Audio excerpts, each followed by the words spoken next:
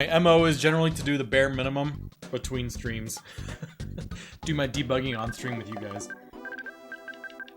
Alright, let's do this thing.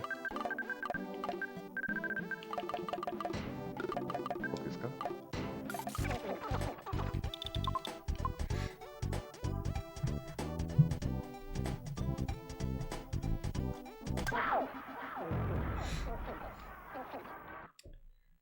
Do I want you to count up to 10? No, I have it pretty small. I have it, it disappears after like 10 seconds. I'm gonna move it to the right though so it doesn't go off the screen like that. So it kind of stays on the game. But it's pretty limited in how high it can go.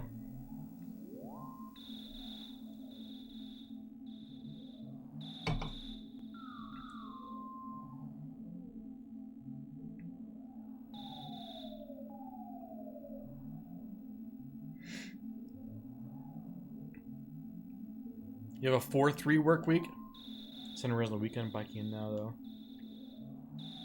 I wish I lived at I wish I had a job that was close enough to bike to. That'd be awesome. I wish I just lived in an area where biking was more feasible. I have to drive like on a really good day, it's like a 35-minute drive. On a really bad day, it's probably more like an hour, hour 10 or so each way.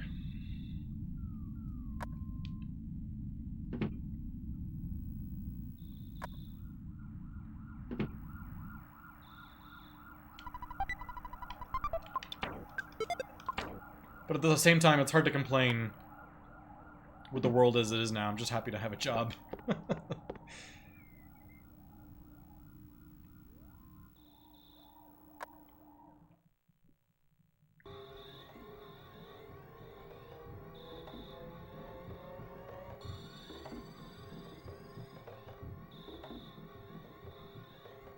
The tech world is like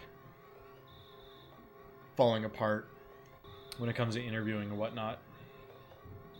You hear like horror stories of people going like 6, 9, 12 months in between jobs, just interviewing, sending out hundreds of applications and getting like an automated response 1% of the time.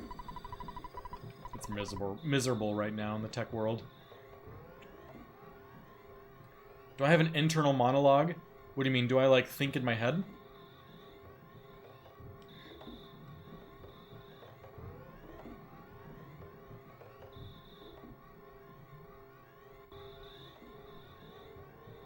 I feel like I remember reading like an article or something where there's like some small percentage of people who don't like have their voice heard inside of their head. But yeah, I think that. I think the same way I talk.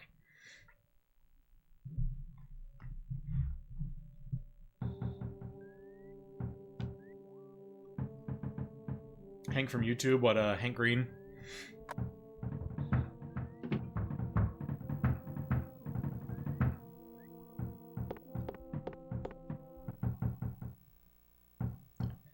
It's weird hearing how like other people think, or it's weird to think about how other people experience or perceive the world. It's the same kind of a thing where like you think about, does the way you perceive red, is that what other people perceive red as? Like maybe all the colors in the world are totally flopped or flip-flopped and there's no possible way of knowing.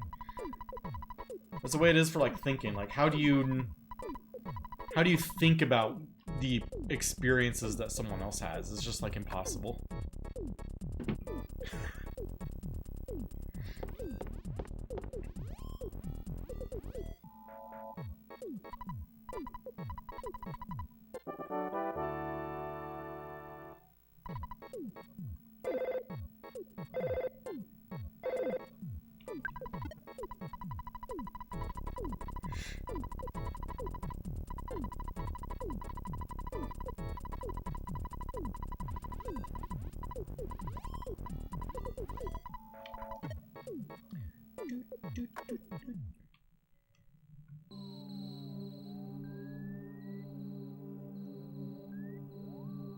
I kind of gambled on that crow. I just went for it.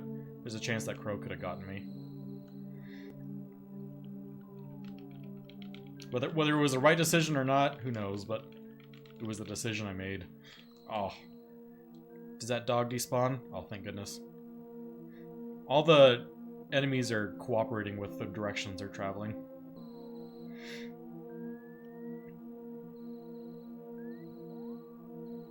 Hot dog, that was a nice walk.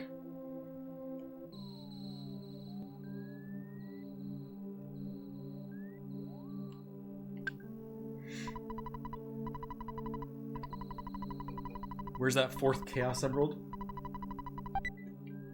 Chaos Emerald, is that the Sonic games?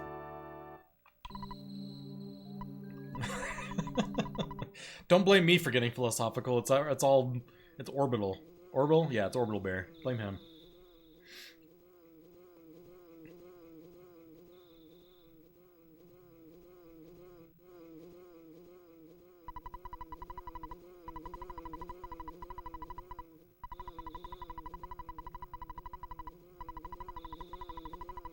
It's kind of fun to see some regulars pop up in the YouTube chat.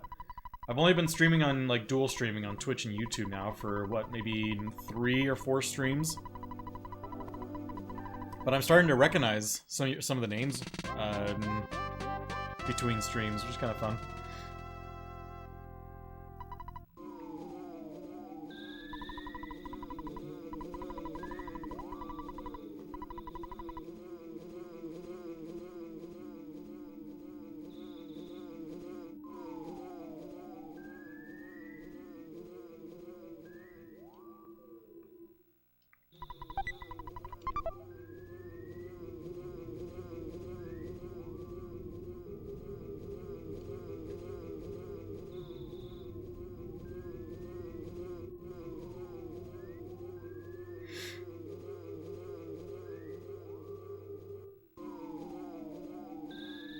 Hey, thank you very much, Michael. Appreciate it.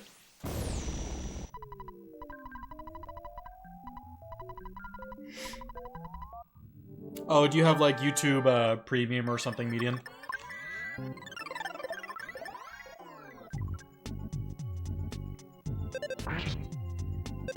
I tried to make it as easy as possible for Twitch viewers. If you run a set of 3 minutes, 3 minutes worth of ads once an hour, there's no pre-rolls. I tend to run them once an hour at times when there's nothing going on, so they are present on Twitch, but they're as unobtrusive as possible.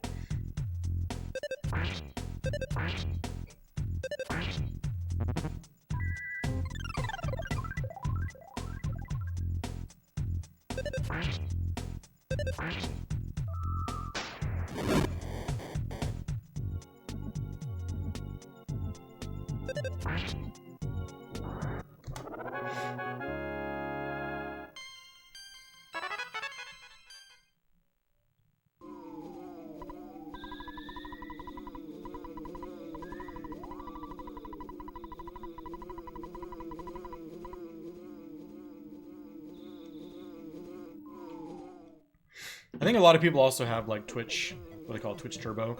I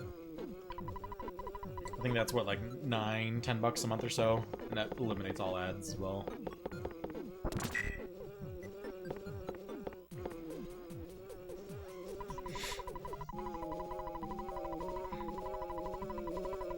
Median, I'm curious, why is premium worth it for you guys?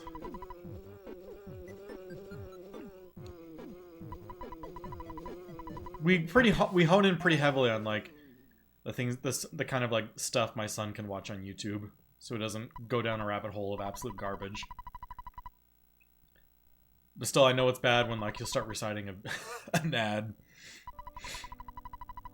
But at the same time, it's no different than when I was a kid. I still have tons of commercials memorized from, like, the mid-90s, watching cartoons or whatever all the time. YouTube Premium's $29.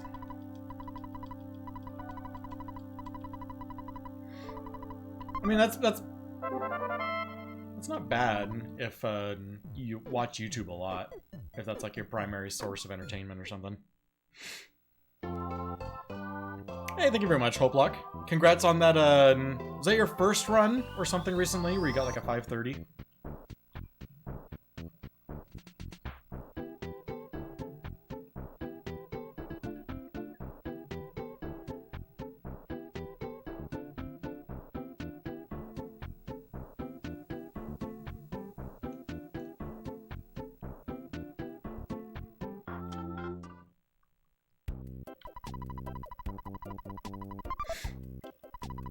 Hey, I think it's pretty good. My first ever run was a 630.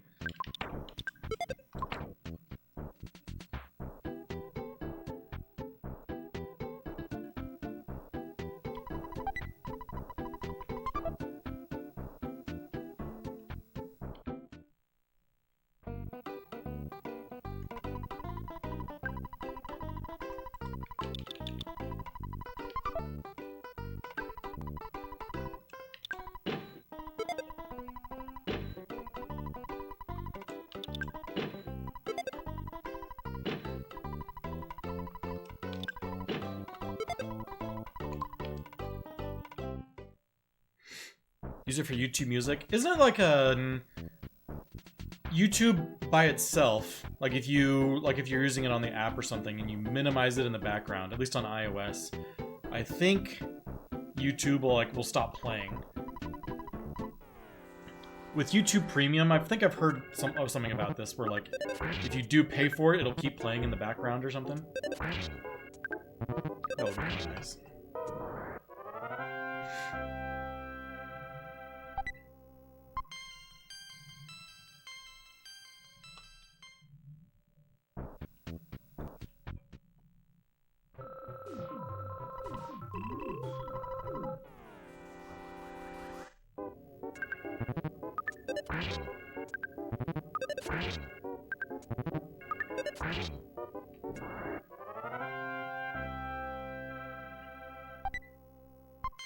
But I don't really listen to YouTube Music or anything like that.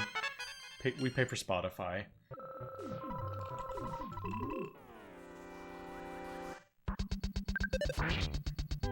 Dang, I got through this whole section only needing the bread roll.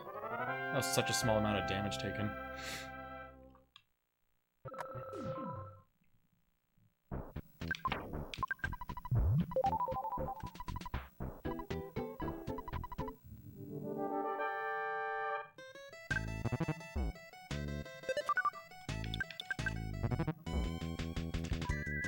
What's up, Lord Corgi? How you doing?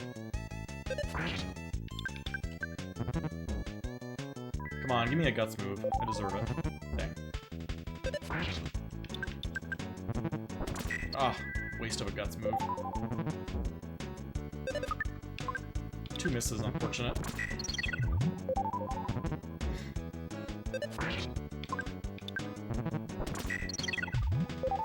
All the punk fights leading up to this were awesome. And then Frank was miserable.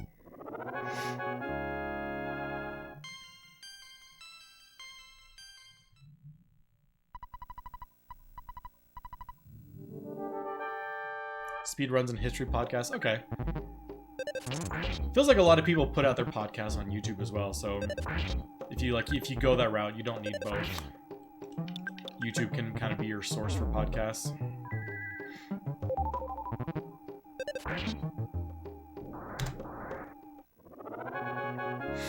Hey, what's up, Steak Mittens? Things are going well with me. A little bit of a sickness there at the second half of the week, but I'm like 90% now. I feel a little, ever so slightly congested still, but I feel all better.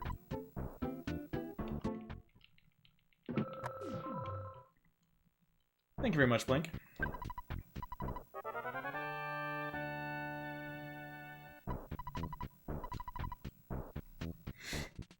And James, everyone piling in right now. How you doing?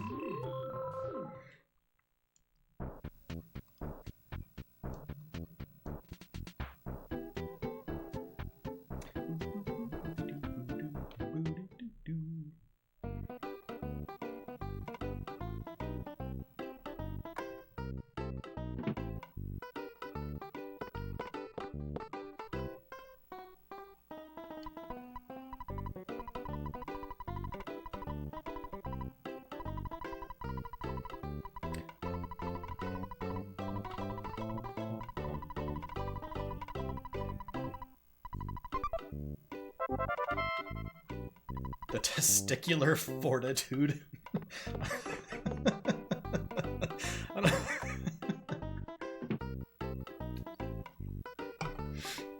It's a good phrase.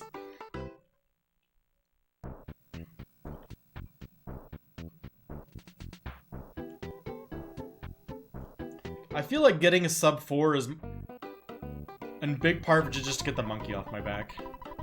It feels like one of those things that I've been running Earthbound for so long, the fact that I don't have sub 4 in this game in Glitchless, or in Nomanip. It's past due. Like, I got it a sub 4 and manipulated a long time ago, but not this category yet.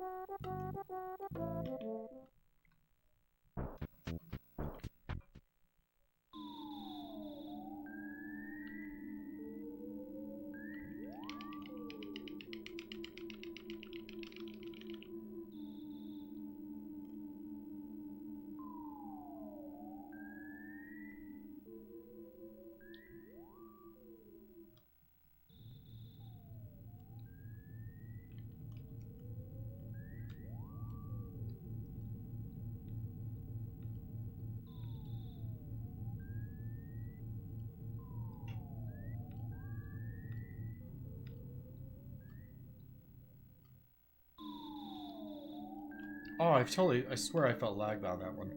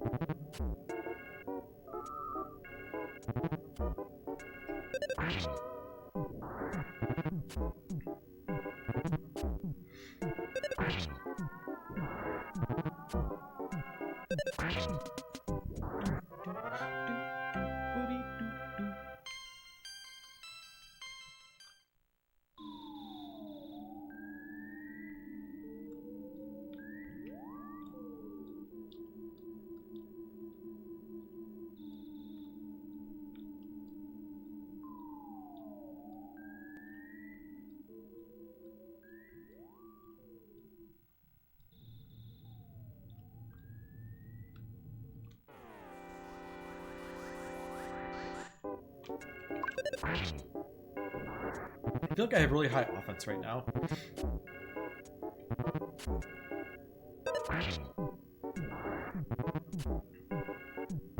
Like, my lowest hit on these slugs has been like 34, 33 now.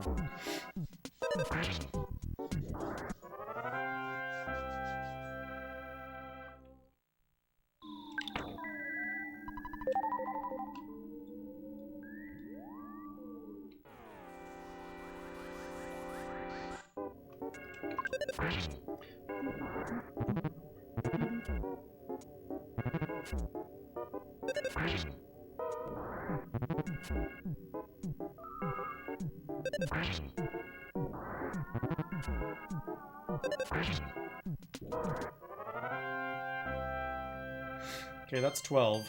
One more pack and we'll start heading up.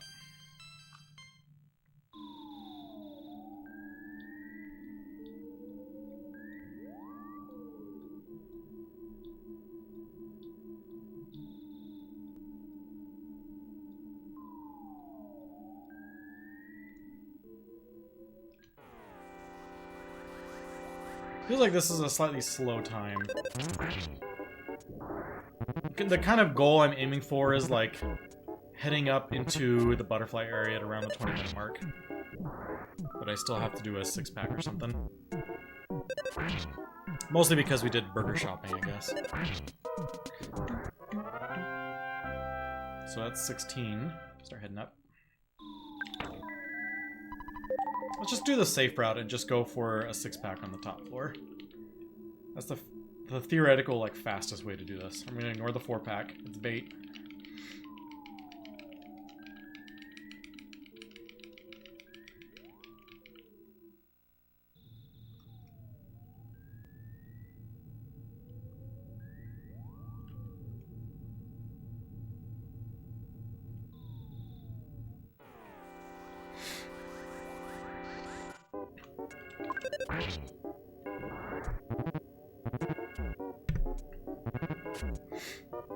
Hey, what's up, Sky?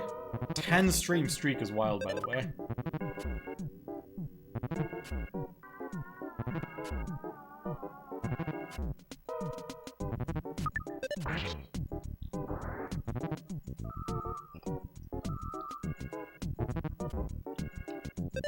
That's like 2.5 months, by the way, since I stream once a week.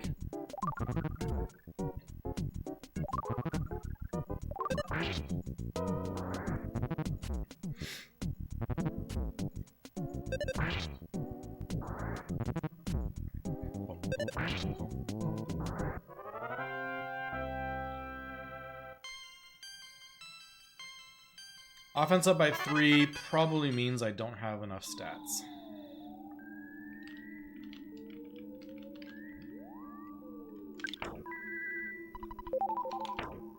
Yeah.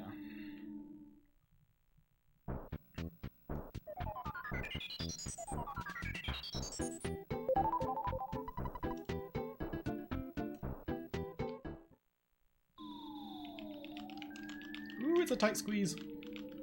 Didn't even budge. Not doing 3.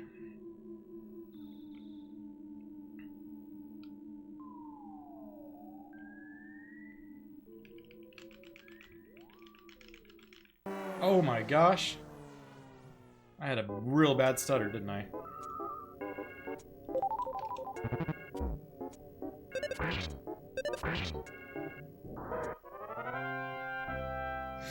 Hey, what's up, Phil?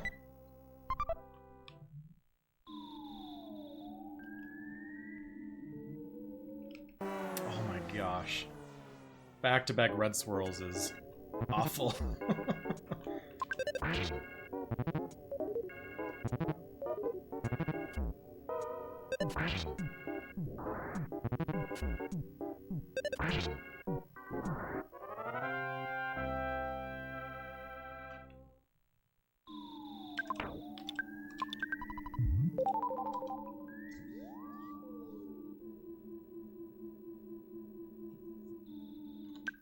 Kind of a sloppy Antoid stutter to get to the Titanic. We'll see how this ending goes. 71's not high in art where I should be, HP-wise, but it's fine going into this fight. 96 is a good roll.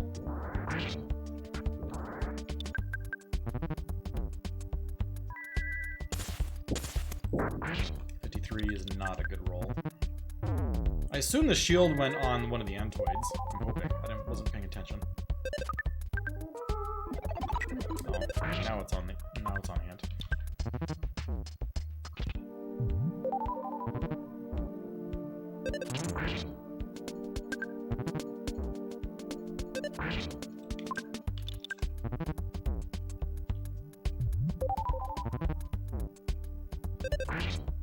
We gotta be close. I'm going for it.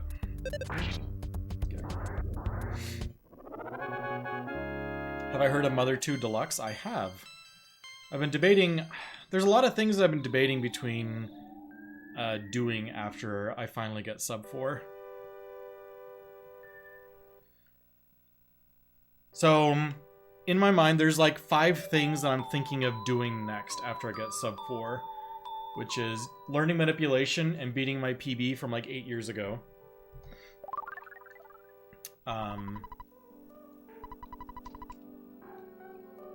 My manipulated PB, which is like a 352. Learning the manipulation through Tucson and everything should allow me to PB pretty easily by like 6 or 7 minutes without changing much.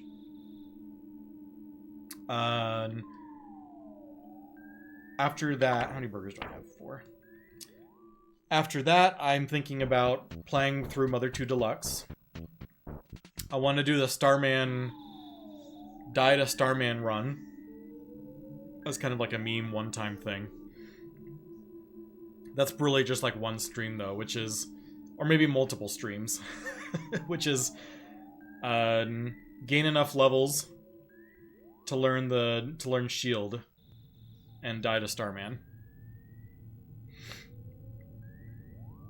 And the last thing I'm thinking about doing is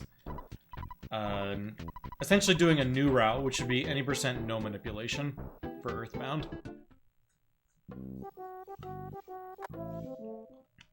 People have kind of done it in the past before manipulation became a thing, only because they didn't learn it. But no one has really tried to push a no manip any percent run to a high level, which I think would be kind of fun.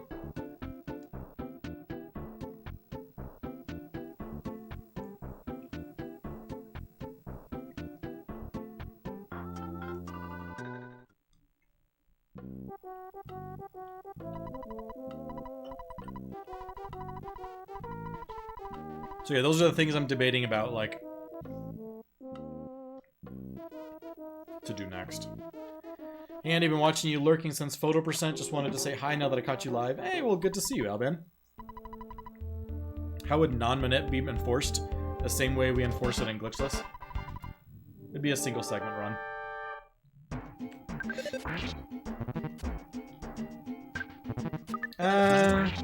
I don't know if you could enforce it a single segment. You'd have to do multiple segments to do. Actually, no, you wouldn't have to. You could probably do it in single segment.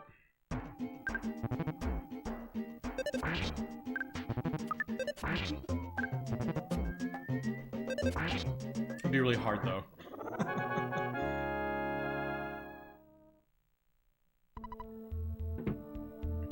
I don't know how you would enforce it. Figure that out after the fact. That's a nuance that you figure out later.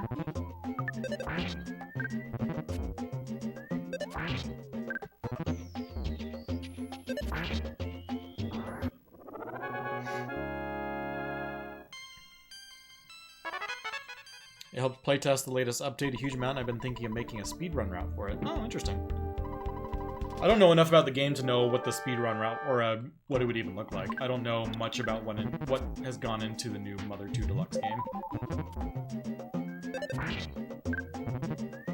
I just know a lot of people saying good things about it. There's been a lot of misses from these cops.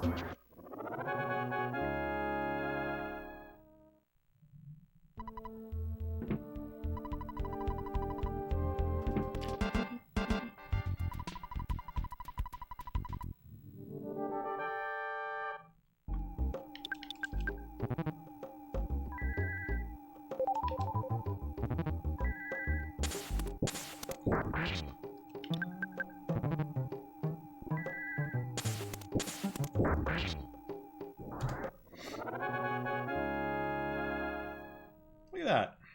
Getting out of Earthbound, getting out of Onet first try. 28 minutes isn't like an amazing time, but it's a good enough time that I'll go for it. 2 PBs ago, my Onet time was like a 29:15 or something, so...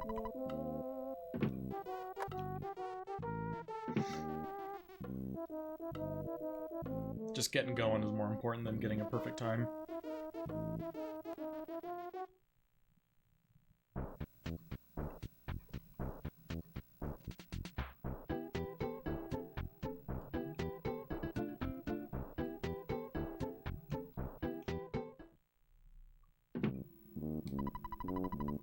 I do have a cookie, which is a nice pickup. I'll save that cookie for the Carpenter fight. I think I actually am going to pick up one more burger here.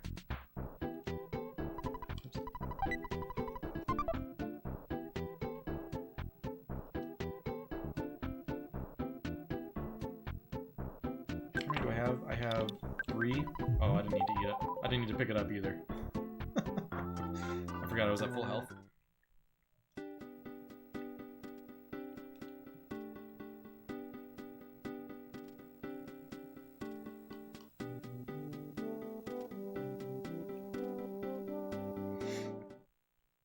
You want to play this game just for the glitches? What do you think of the SNES Classic version for runs? It's totally fine. I think that's what the record did it on. Wait, I just want 5. But yeah, SNES Classic is totally acceptable to do runs on. Kind of having some sloppy decision making right through here. Picking up the burger, using it. Extra inputs for money.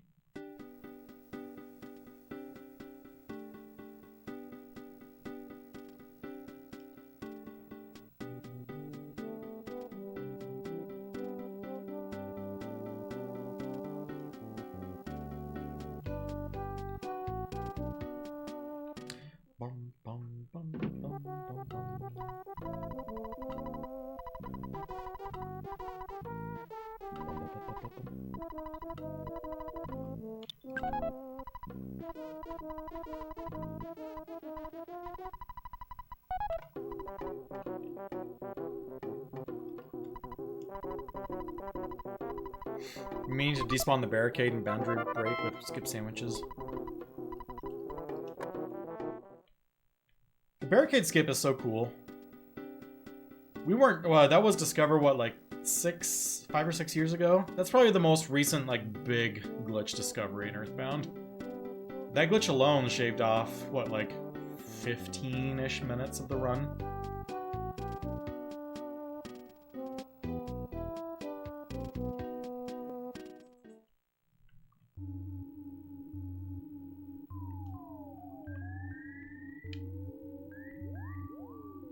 For anyone that doesn't know, in the any % run, as soon as it becomes daytime, you walk down to O-Net and use RNG manipulation to spawn a bunch of skate punks in. And then when you walk south, there's too many sprites on screen and it like gets overloaded. And the barricade doesn't spawn in correctly. So you can just walk straight through south to Tucson without having to beat Frank or do Titanic Ant or beat the cops or anything. That was discovered fairly recently in the grand scheme of things.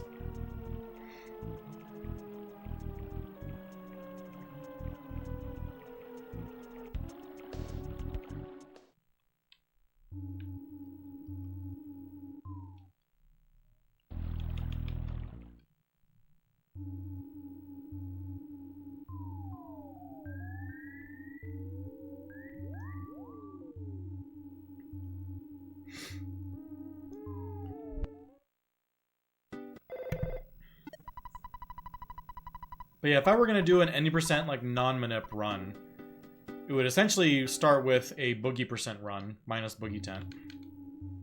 And then the strategy generally has been either call for a pizza and you reset the console so it comes really fast. Or you can, what I did in a previous run is I got poisoned. I went down south to the tent, found a dog, got it to poison me. And then I used the poison ticks to out of bounds on the stairs. And then the strategy might be to like, what I've seen other runners do is to go to, or out of bounds into Lumine Hall to fight Fobbies to gain experience. What did I just do? I just walked straight into Everdread.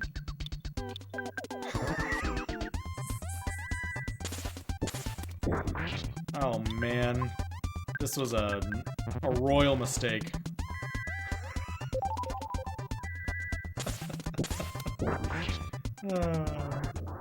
Oops. A lot of experience though.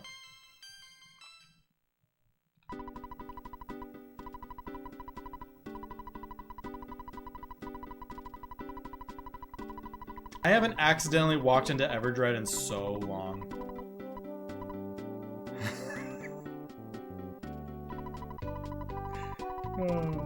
Good stuff.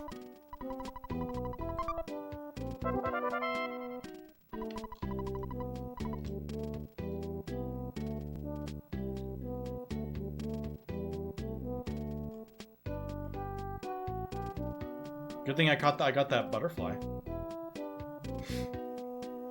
I will say that in the Boogie tournament in the past, I have a 100% success rate when fighting Everdread. I've always won my races. And I have fought Everdread a non-zero number of times in Boogie races. Every time I fight Everdread, I win. So, that's a guaranteed PB, I think.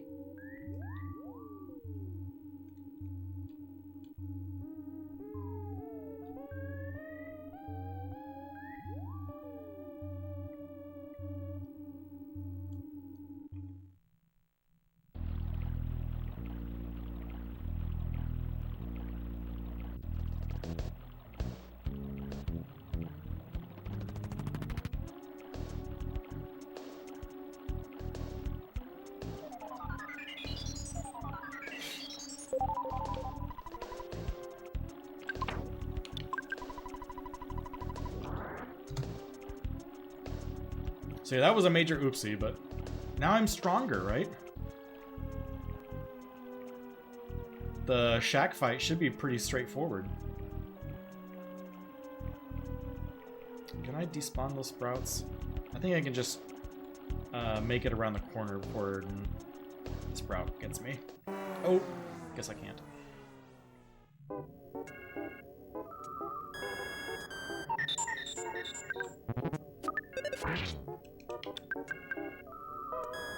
Don't take more than 7.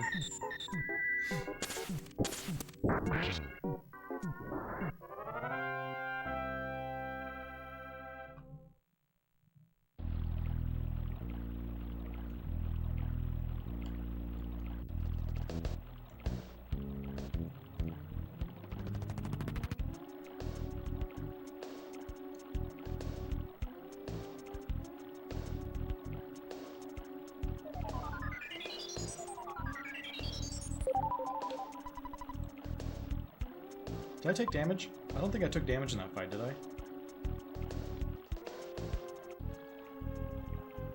No, he hit me for a little bit, didn't he? Nope, I didn't. Okay.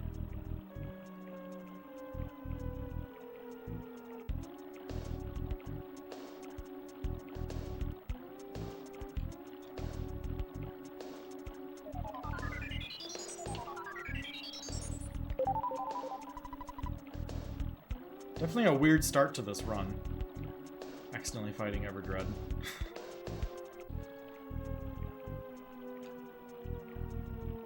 I want this to PB so bad now so that I keep my success rate up. Every time I accidentally fight Everdread, it turns into a positive ending.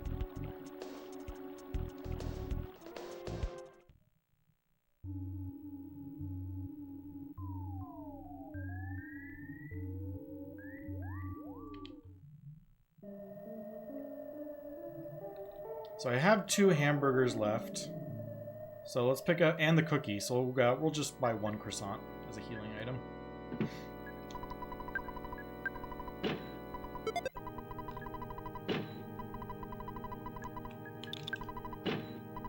And the refreshing herb, of course.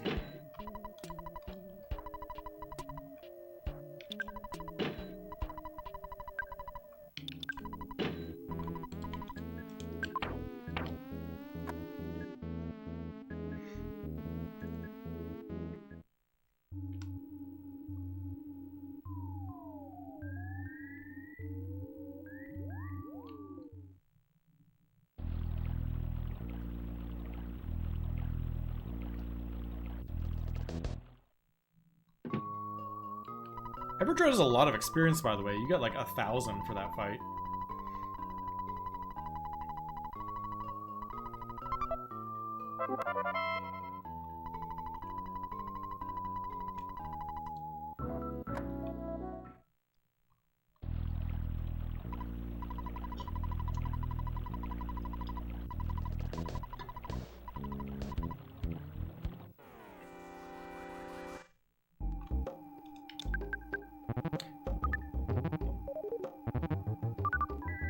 Ooh, no damage. It'd be nice to come out of this fight not having to heal.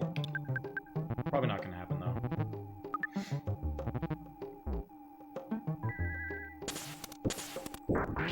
I might not heal at 78, though. We'll probably use the burger. And a couple burgers. 42 HP or level up is absolutely massive. I think I want to take some damage. I am not going to heal before the cultist fight because I need to take damage before I get into Carpainter. My HP is too high.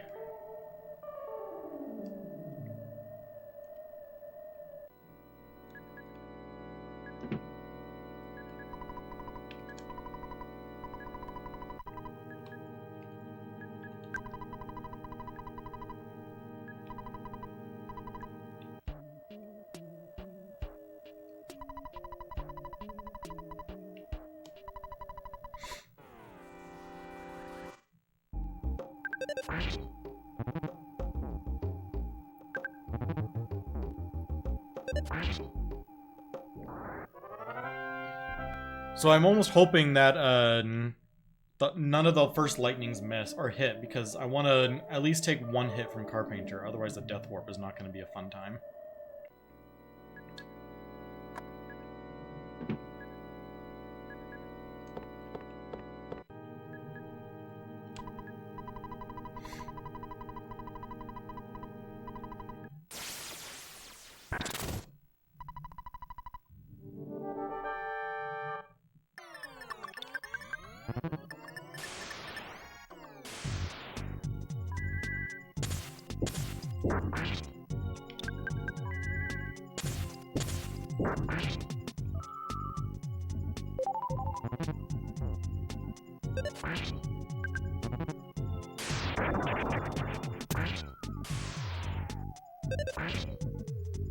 Okay, that was a good fight. A good fight for where my HP was at. I needed to take some damage.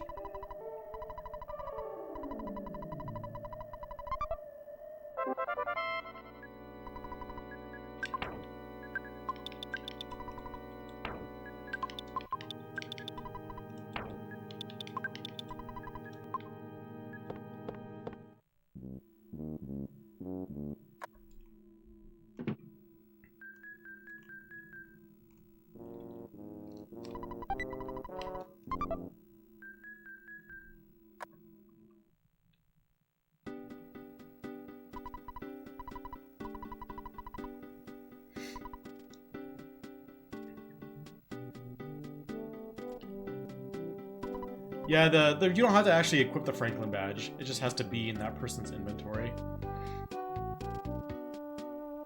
So there's no way for you to... Well, I guess there is a way to fight Carpenter and not have the Franklin badge if you never talk to Paula. In which case you get zapped. I forget what happens if you do that.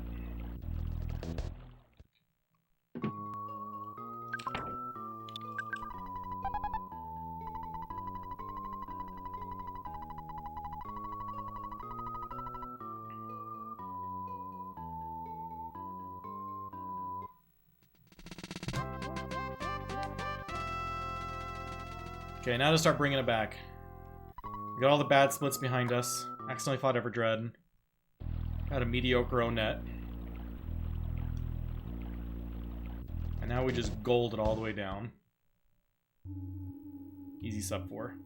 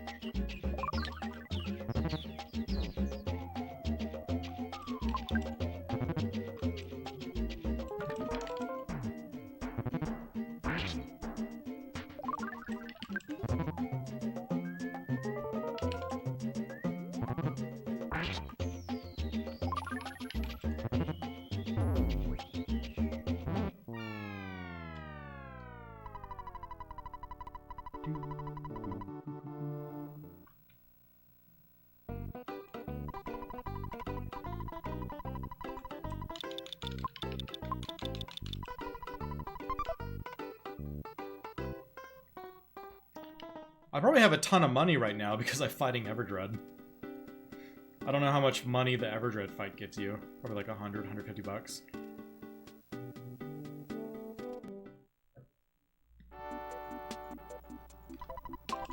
So I for sure should have enough money for everything I need after Boogie Tent, all the shopping and whatnot.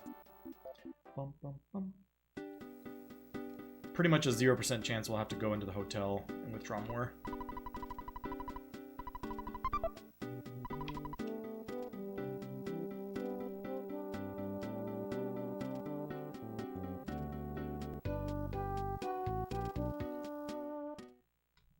171. Hey, not bad.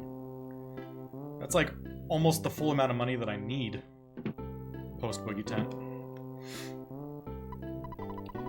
I need $246 after all my shopping, after beating Boogie Tent.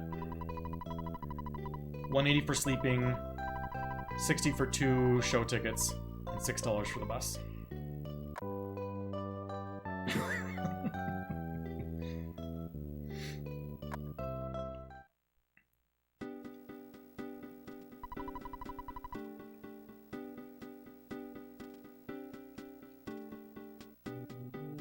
Oh my gosh! Why does this keep happening to me?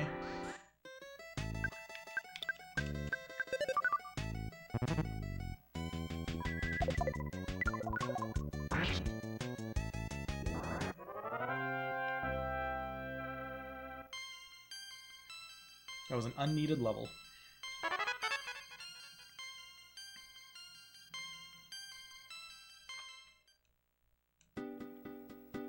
I could have sworn I was going to make it through the trees fast enough.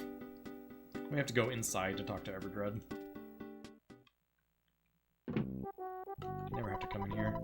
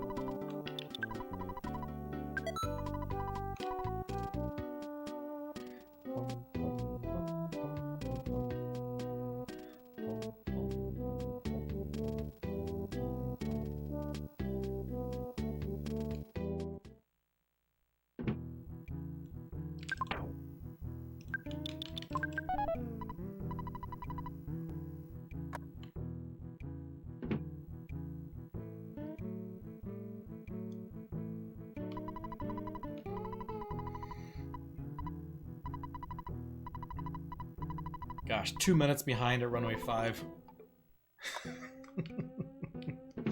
It's okay. We're gonna easily pull that back.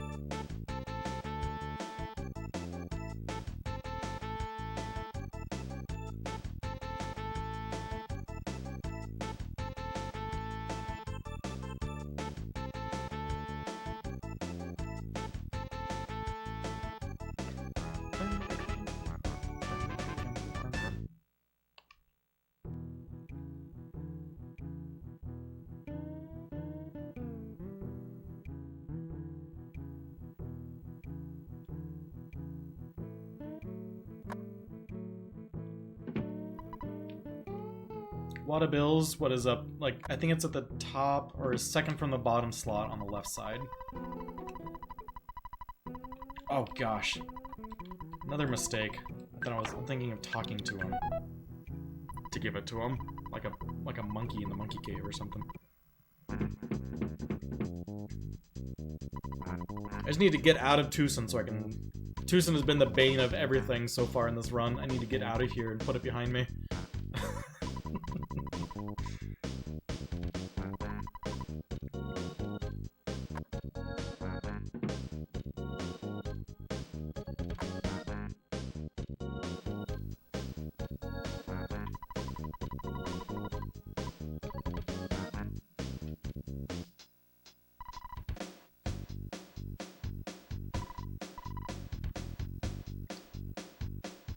Tucson got me tilted a little bit.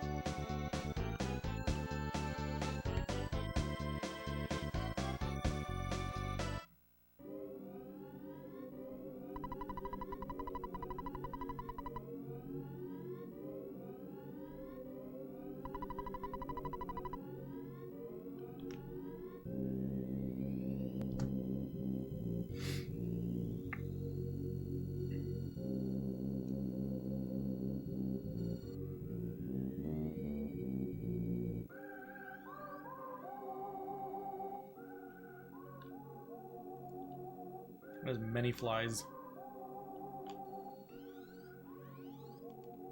They're pushing me way over.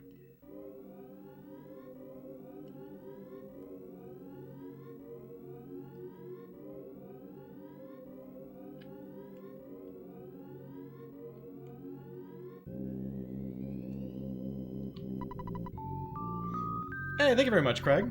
Happy Sunday to you as well.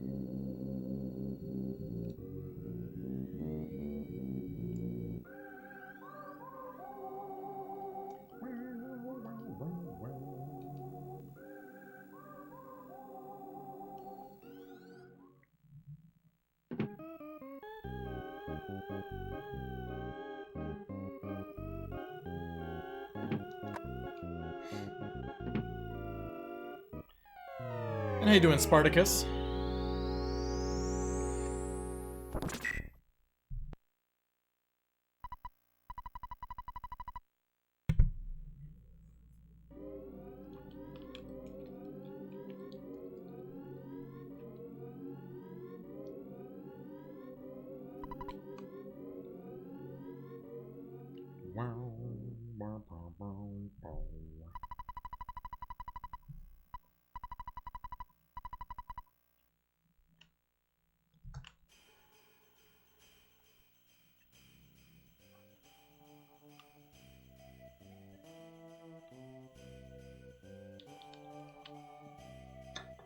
For anyone who might have come in late to the stream, we accidentally fought Everdread in this run.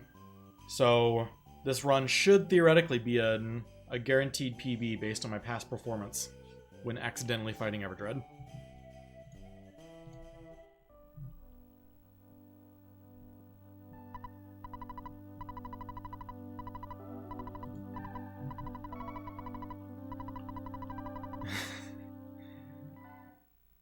The new, where do you find the new in the Chrono Trigger run?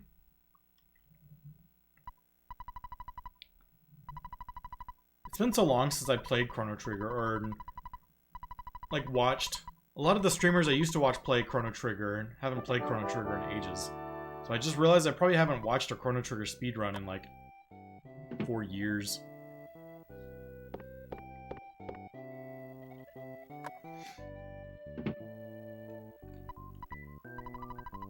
Oh, when you're walking north. If there is a new that pops out, can you just like ignore him and let him walk along, or what do you have to do about it?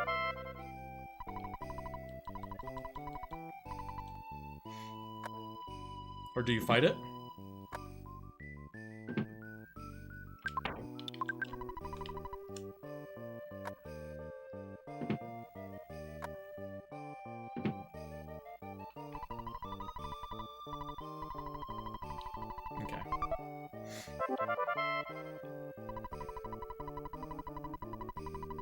I wonder if it was like there's a world where if you fight it and somehow manage to beat it, it's a net benefit on your run or something, but you don't anticipate it happening.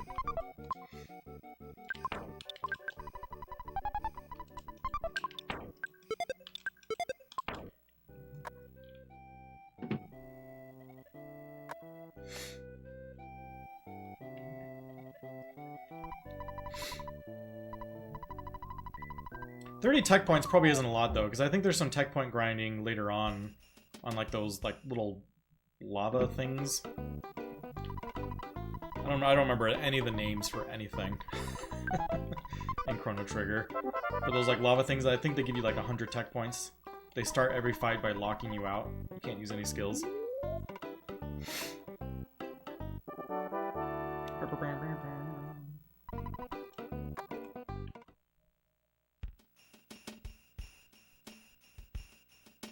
See if we can finagle a dogfight.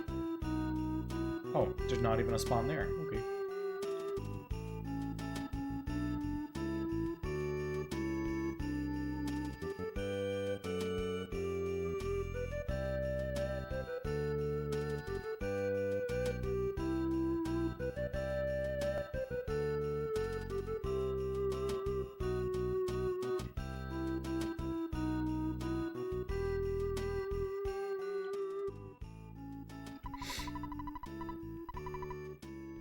Chrono Trigger is one of those games that I played a ton as a kid, but I've never gone into, like, look into a potential speedrun for it.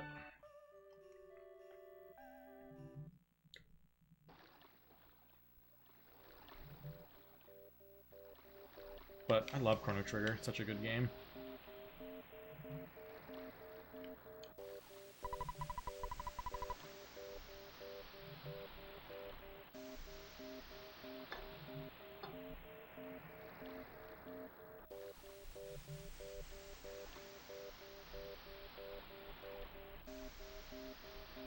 I feel like I was reading a thread somewhere within the yesterday, about how the Chrono Trigger Steam release is actually really good.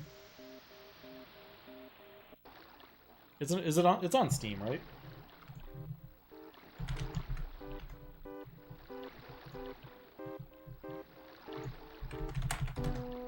Yeah, it is. But apparently, like, it released with lots of issues and whatnot, but they've got it all ironed out. It's pretty good now.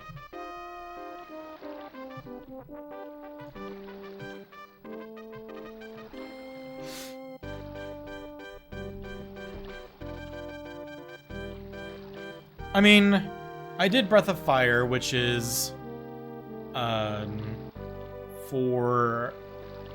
Breath of Fire, my first runs were like 7 hours, and my final best time was a 5:19 flat, which was like 6 minutes off the record when I got that.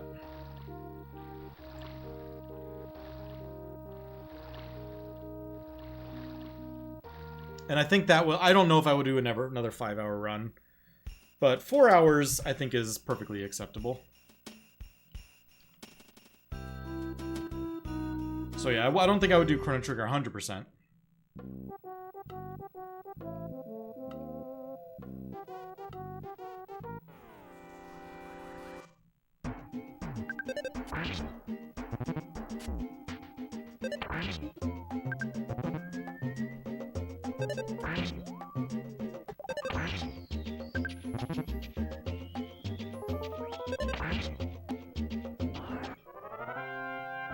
Four to 4.5 hours isn't bad. But I imagine if it starts at 4 to 4.5, my first runs are going to be like 7.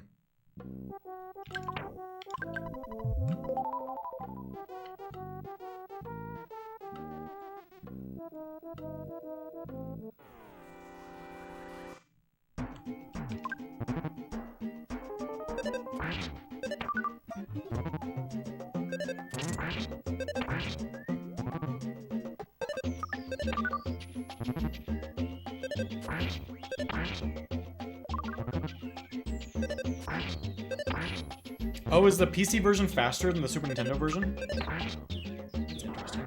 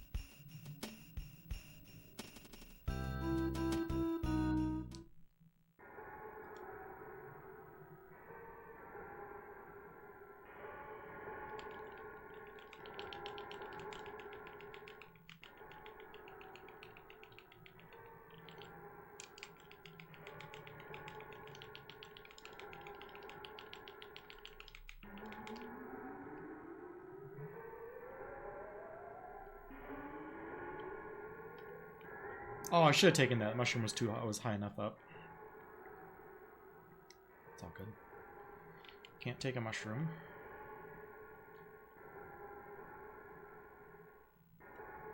I can take an empty room, though.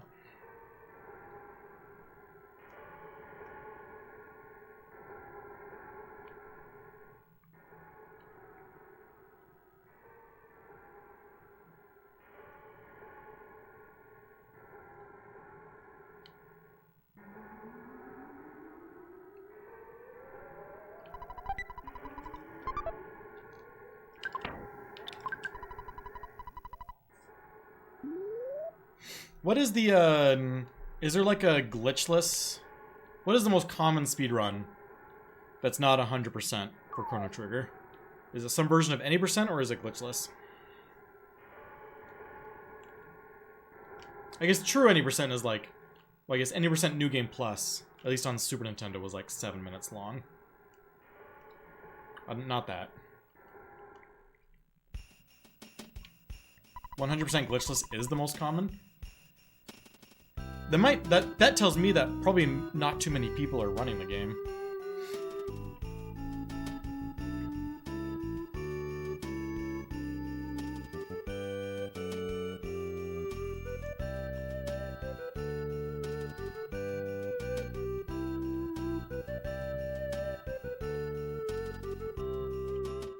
The PC version.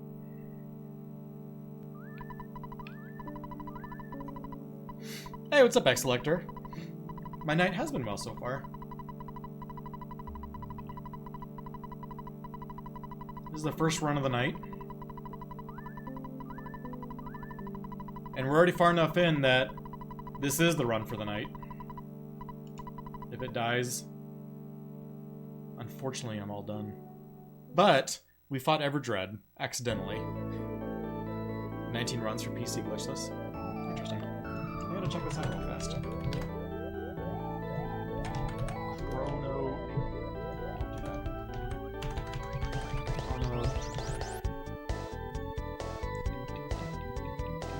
Oh, there's so many categories. 80%, 80% no Lagos Shell, 100% New Game Plus, all endings low level. Where do I choose the platform? There's too much. There's too much here. Do you have to like look at filters and look at PC version? Apply filters.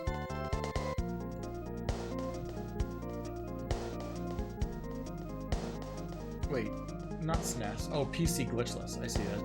That's how I do it. 19 runs of 100%. 3 of any percent. 1 of any percent vortex save. Who knows what that is? New Game Plus, 4 minutes. All endings. 8 hours! Who's got time to do 8-hour runs these days?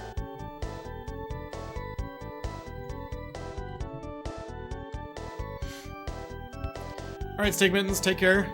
Have a good night.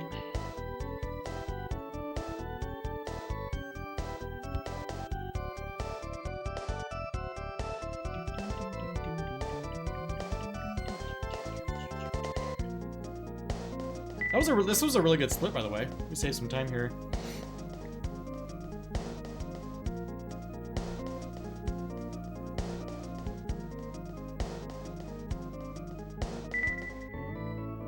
My guess is like a minute-ish.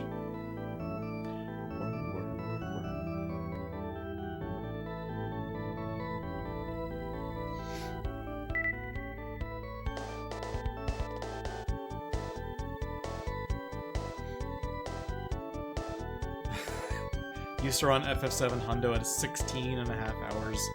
That is a long run. 16 and a half hours. I don't even know where I would possibly find the time to do that. Do I do Boogie Percent? I have done Boogie Percent just as part of tournaments. I have not really spent much time grinding it at all. I think my PB for Boogie Percent is like a low 105 or something.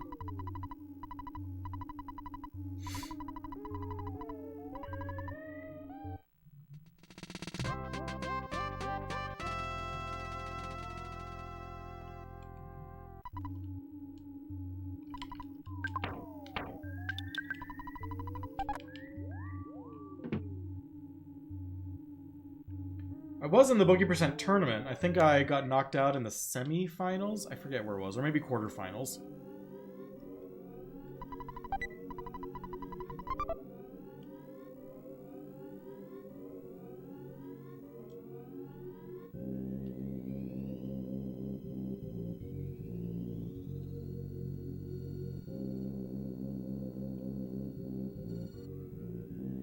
What's up, Justin? Welcome to the Stram.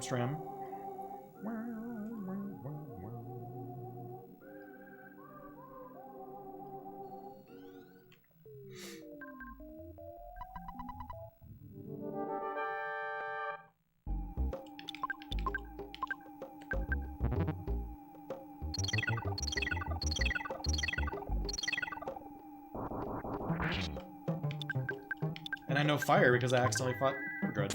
Or no, where did I learn fire? I learned fire because I fought a hippie. That's what it was.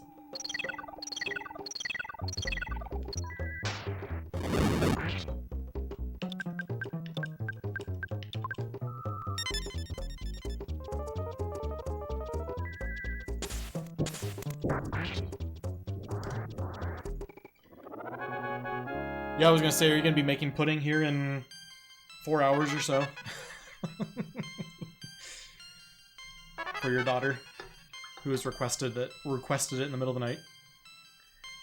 Stu, what are you making pudding for? I forget how it goes because I lost control of my life. Freaking Angelica.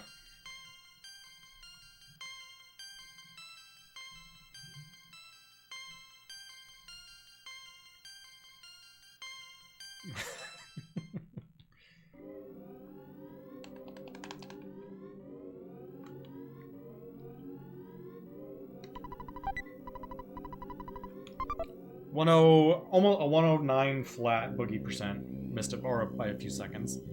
Not a good boogie time, but it is a boogie time, which means we haven't died. Better than the alternative.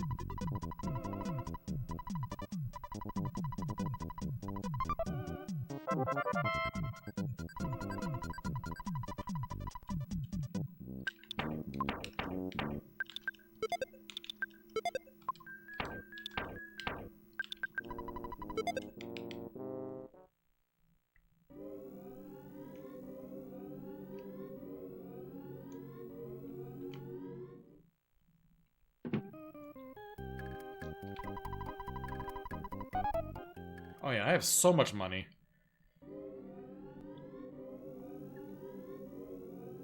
Turns out fighting Everdread means you don't have to worry about money at all in this run.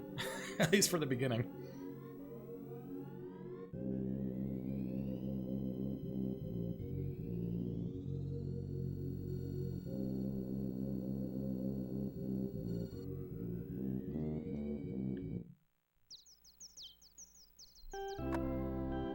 Okay, are you all ready to have an absolutely delightful 3-tunnel?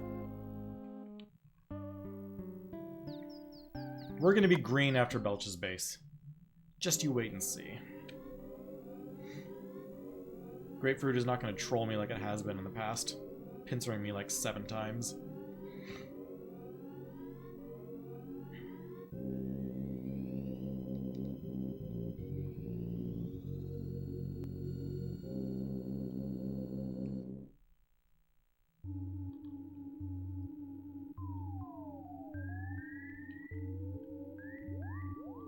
Hey, what's up, Thorgy?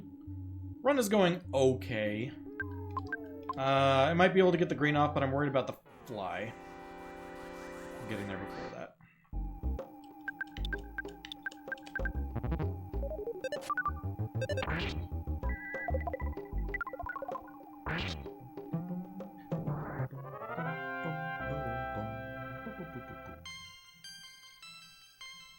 But yeah, Thorgy, we fought Everdread accidentally, so... based on my past track record, this means this is going to PB. Okay. I will exchange a single ghost for an empty room.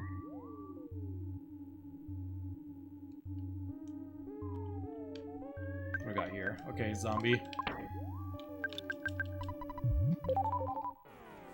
Oh, why wasn't that green?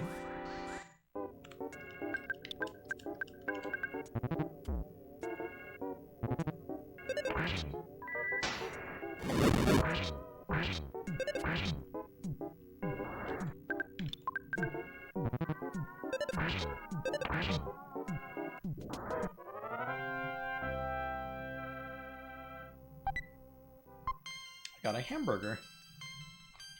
I don't even know what the odds of that dropping is. Probably like 1 in 32 or something. I don't know how that was green, but I am extremely thankful it was.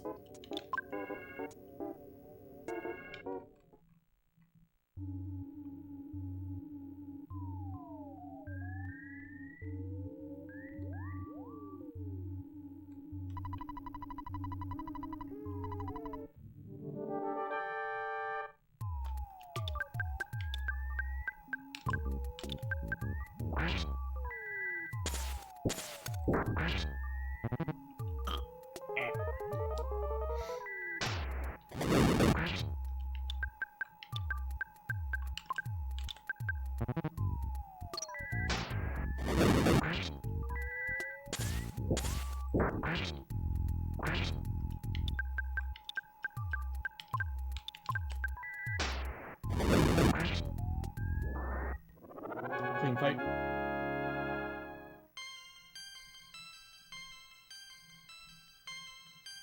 I would say that was a slightly above average 3-tunnel.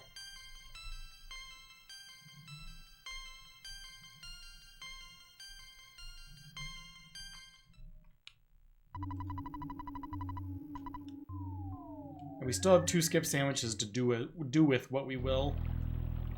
Probably be using Belch's base somewhere to try and get green somewhere, or to ghost from one fight to the next.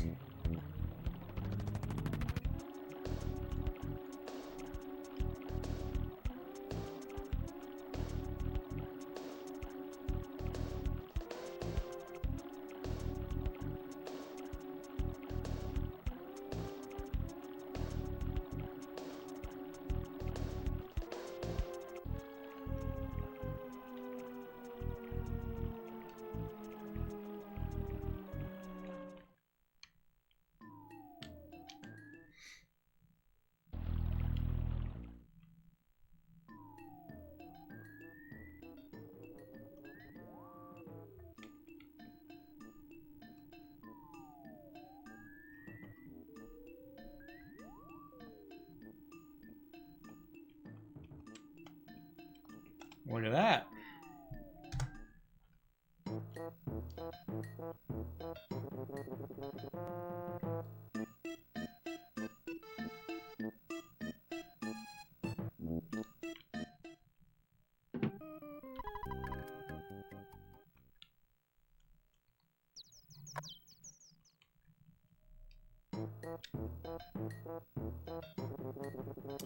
Alrighty, well, for anyone who may be a first-timer to the stream,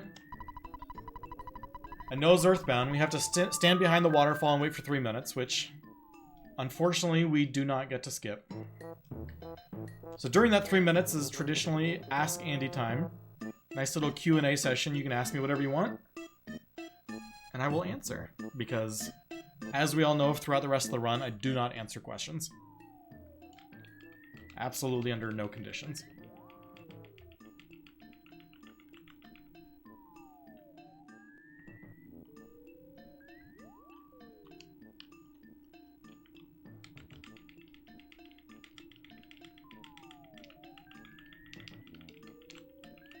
Stuttering is so easy when there's only one enemy on screen.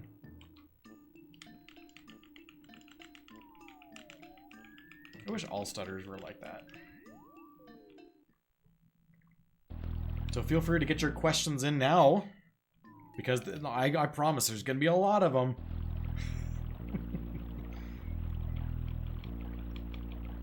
Ooh, doggy. Nice little walk up to the waterfall.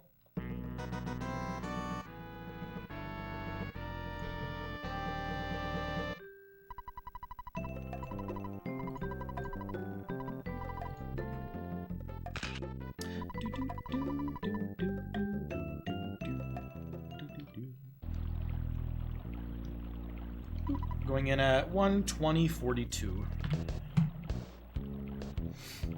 And if there are no questions, we can just look at each other. I enjoy doing that too.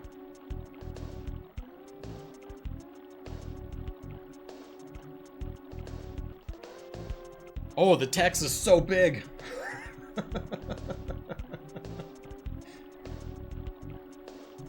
Oh, it's doubled.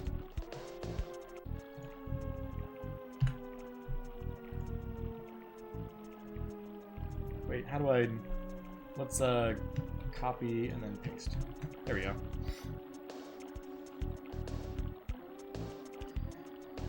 Can you tell me about the game you're working on? Go for it. Give me the elevator pitch. 3 sentences. Make it better. 2 sentences. Are you still working on a D2 Holy Grail? I haven't been recently. I've kind of got pulled off. Playing World of Warcraft Hardcore has scratched my itch for that part of my brain, so I haven't played D2 in a while.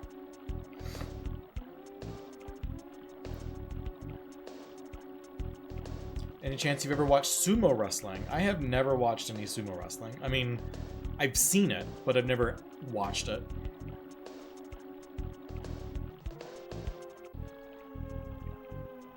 Is Twitch, is that still doing weird things? Oh, there's, what is going on? I'll just hide that one.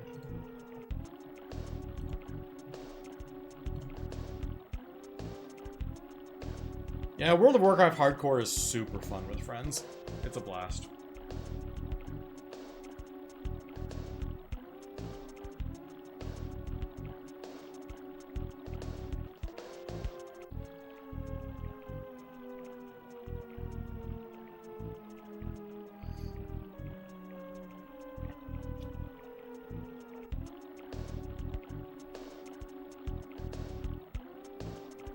Like, it's the same reason, like, when I'm playing Diablo 2, there's, I don't know, it feels like there's very little, I mean, it's fun, but when you're not playing hardcore, it's like, anyone can get there. Given enough time, everyone will get there eventually. Hardcore, there's just another element of, like, gratification. It feels more rewarding, it feels more challenging. There's just something about it that I enjoy. And it's the same reason I play Diablo 2 Hardcore.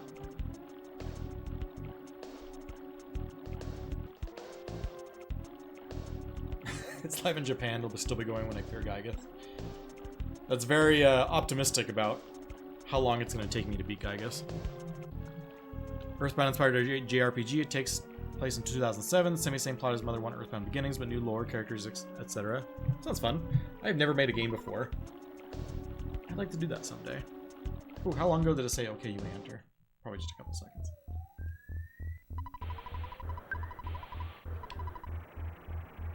I just beat Octopath Traveler 2. What other games are you playing right now? Yeah, I 100% at Octopath.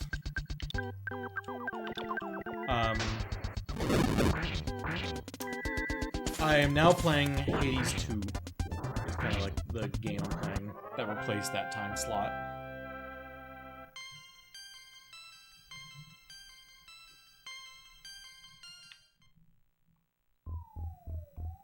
Really, I have like 4 games that I cycle through for different purposes. I have playing Mario Brothership with my son.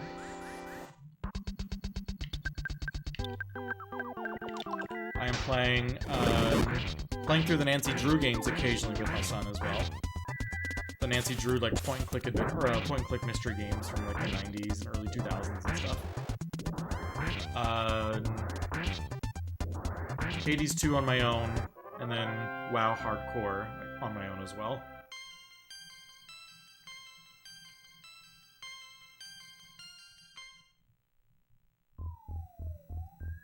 And it sounds like I'm playing games a whole lot, but really it's just like maybe an hour or 2 after bedtime.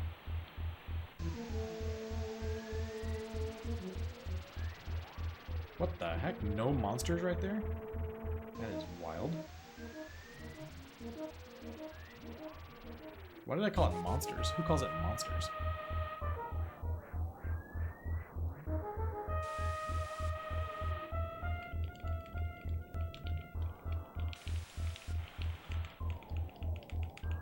Ooh, something spawned over to the left, made it impossible to stutter. One enemy's okay.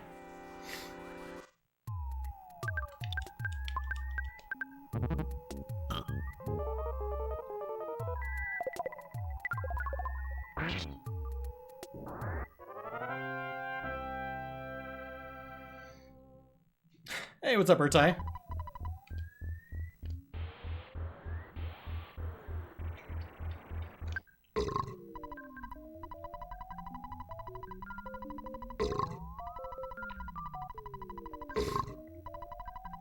I'm about to do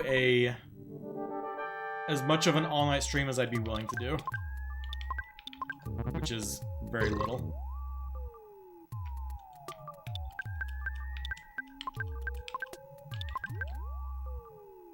I don't know why I did Rockin', usually I don't.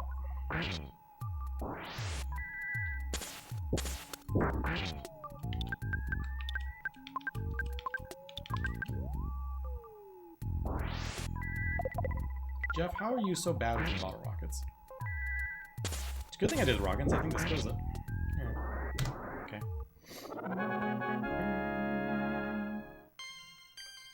My normal bedtime is in about an hour.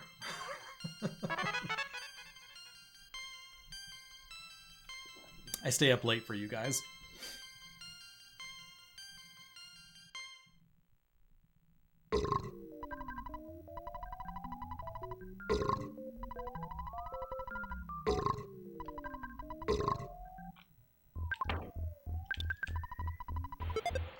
It is a holiday. I don't have to work tomorrow. Normally I just accept my fate and power through on Monday.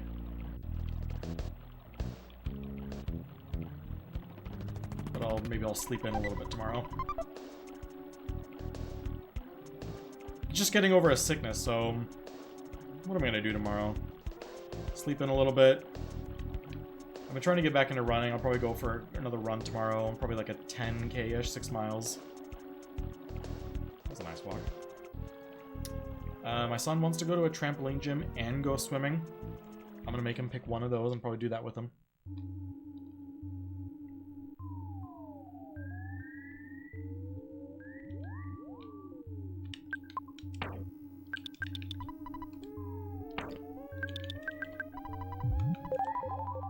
I bought 4 skip sandwiches and used 1. I just never had opportunities to use the other ones. So I might as well use them instead of just dropping them.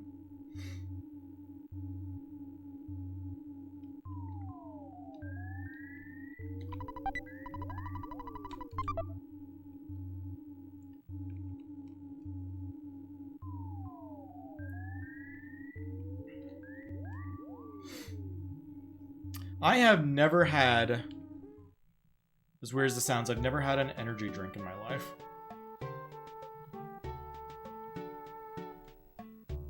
I get by with my Diet Mountain Dew. That's my one little vice in life.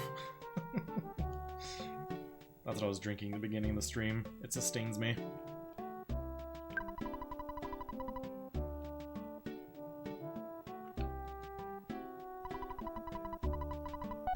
absolutely. Except, not.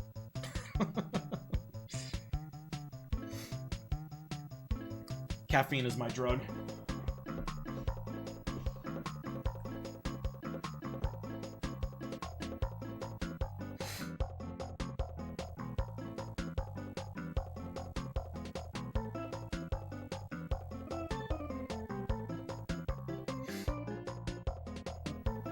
We don't talk about the Super Bowl quite yet. I was rooting for the Texans this afternoon, and they put on a poor showing. The defense did fine. The offense, meaning C.J. Stroud, was rough. My ceiling light is off, yeah.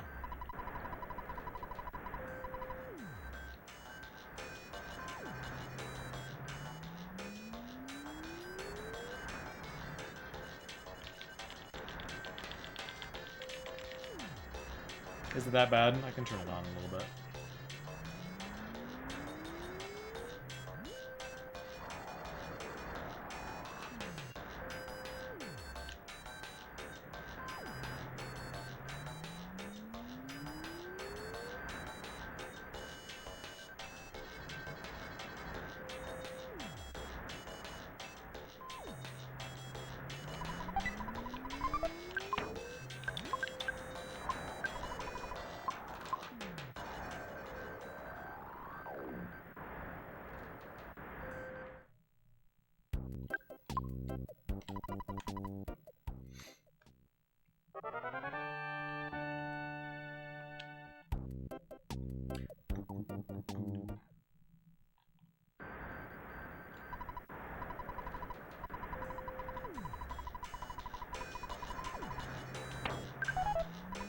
Thankfully, when it comes to football, football is like pretty far down in how emotionally invested I am.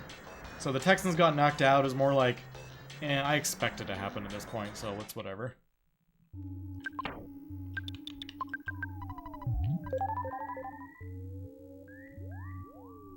I am 100% a fair weather fan when it comes to football. When the Texans aren't good, I don't even care. Now, if it were the Astros who just got knocked out of the playoffs, I would probably still be going through stages of depression right now.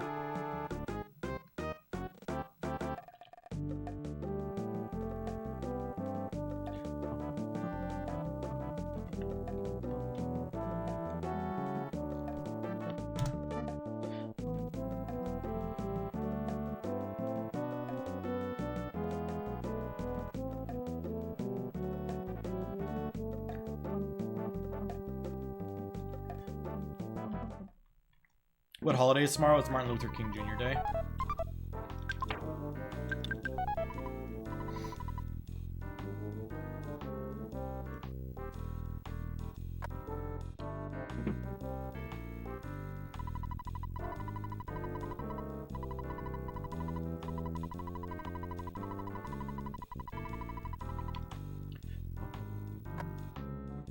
Hey, what's up, Ageless? Thank you very much. Appreciate it. We pulled back the run. We were, what, plus 220 at the worst? Now we're just about even again.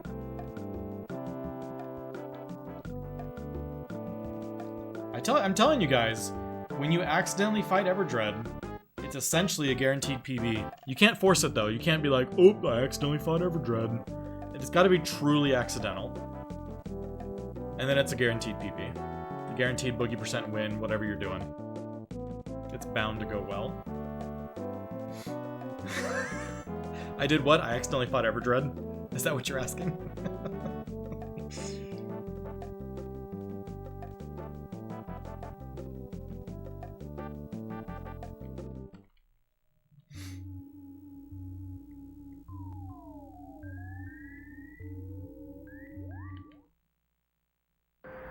I'm 1 for 1, so my history, it's become almost like a meme in the boogie % category, at least. In races where you fight Everdread, you are guaranteed to win. It has a 100% success rate so far, meaning that I've done it once in a race against Phalix many years ago, and I beat him in that race. So, you fight Everdread, on accident, you're going to win the race. The stats don't lie.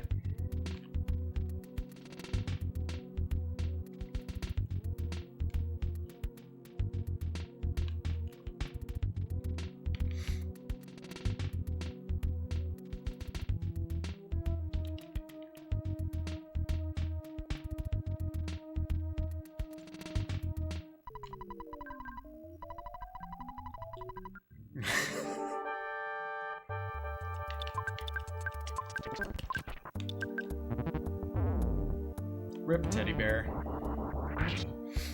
And Jeff outsped Paula, so I don't have to burn that psychic points. Nice fight.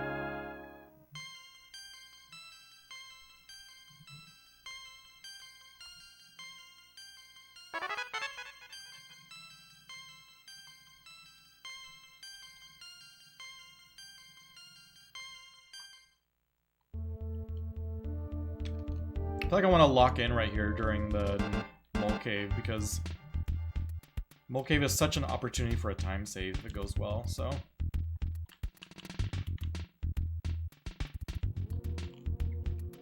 This is my chance to finally be green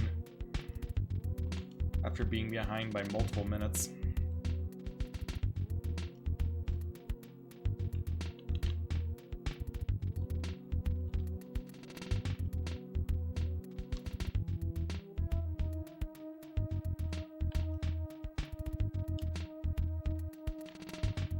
Quite enough to despawn that snake.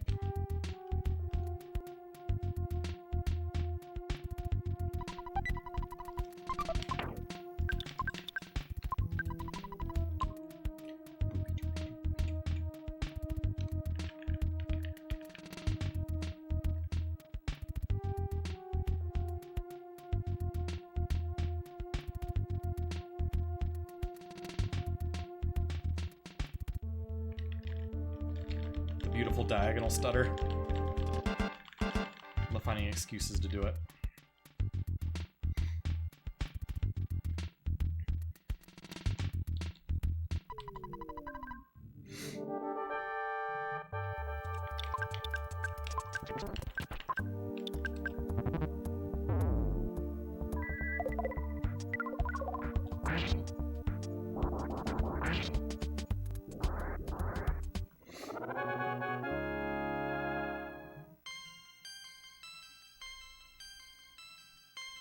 It feels like I went through a period where I was getting some terrible mole caves, but like the last 3 or 4 runs have been all really good mole caves.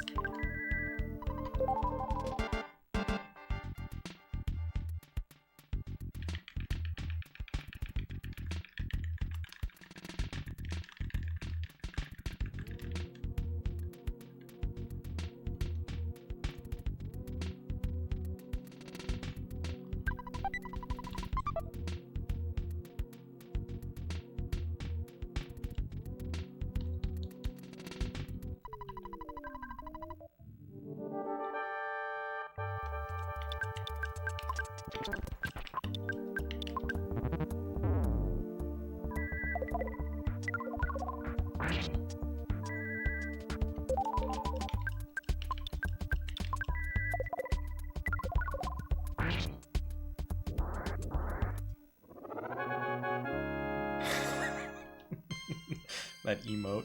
I don't know what it is, but it looks terrible. I love it.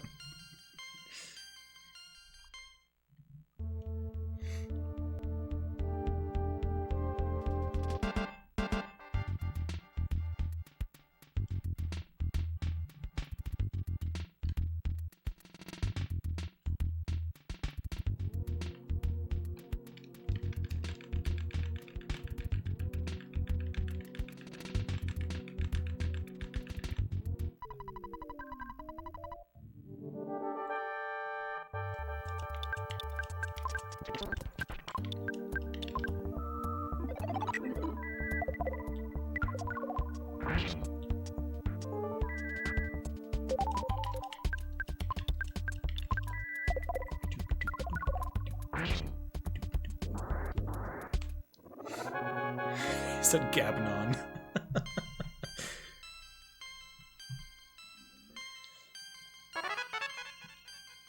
Little old Gabanon.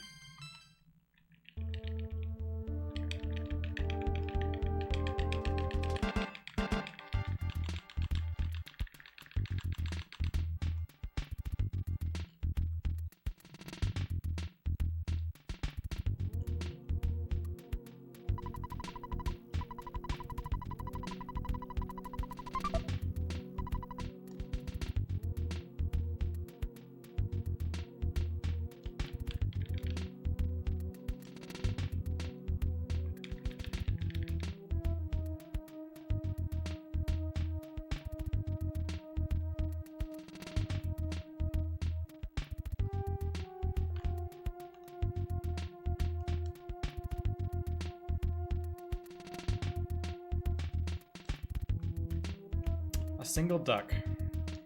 I'm gonna take it just because it is a single. Giant bass fight.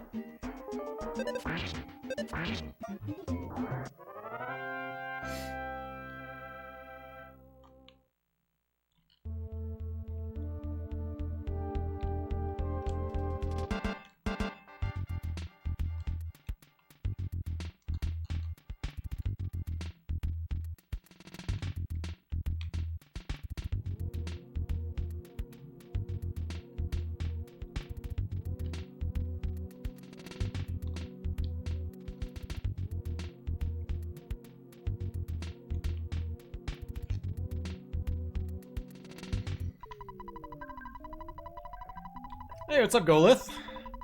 Good to see you, buddy. I feel like I recognize that name from a long time ago. Yeah, we've been on the grind again. I stream every Sunday night these days. Decent spawns into that very last tile.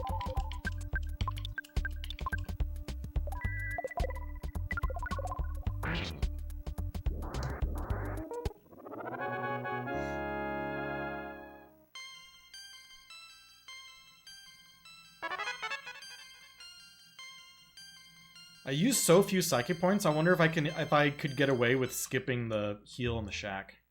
I think I might.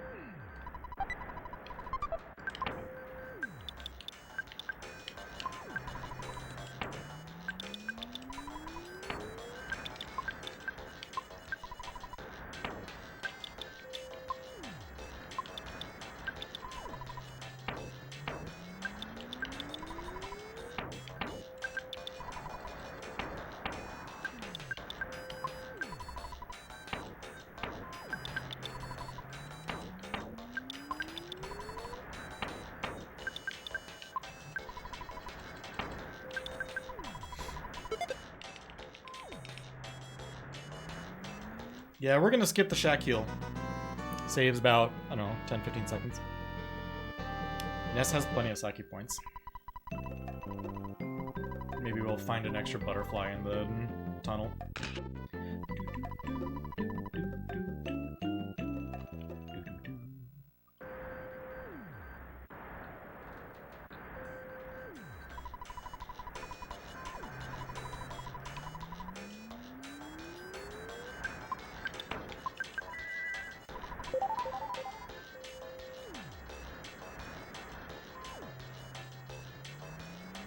We do see green for the first time. I was plus 220-ish. After fighting Everdread and having just a lousy twosome sequence altogether, we brought it back. Are we gonna safety save in department store? I don't know. What do y'all think? I think we timed it last time. It cost like 15 seconds. No, it was like 10 to 12 seconds to safety save. I think we're close enough that if I died, I would keep going.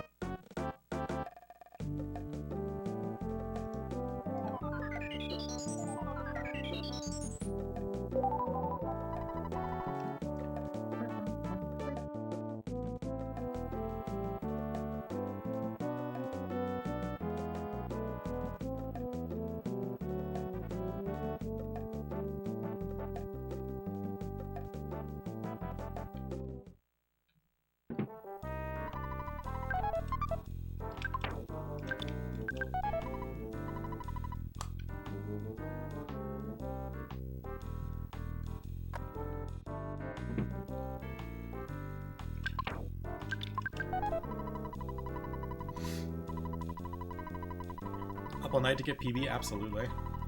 Well, as long as this is the run to get that PB, I'm up all night to do it. If it's another run, nah, I'm not up all night to do that.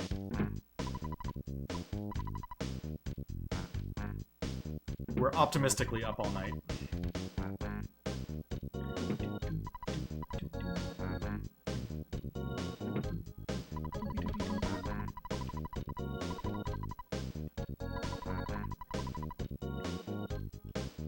Oh yeah, I forgot about Octopath Zero. I just finished Octopath Traveler 2. Something I rarely do is I 100%ed it. I don't often 100% games, but it was a lot of fun.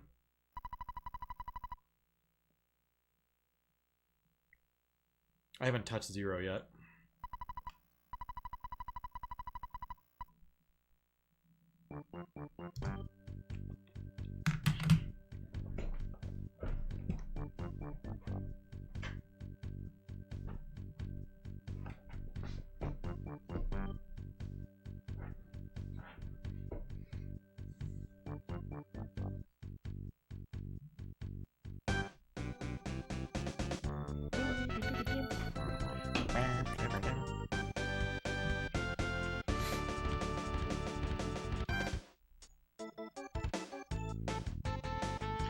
So for anyone who's come in late, I started my run pretty mediocre. I mean, my strong time is a 28:03.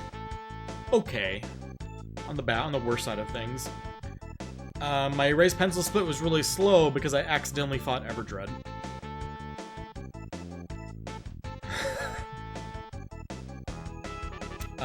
Runaway 5 split was slow because I had a slow Death Warp and I accidentally had another fight. But we brought it all the way back.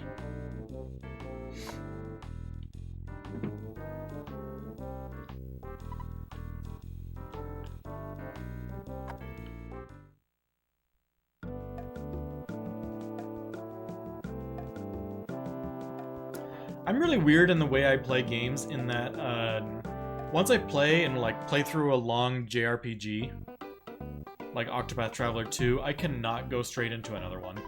I have to play as a different kind of game.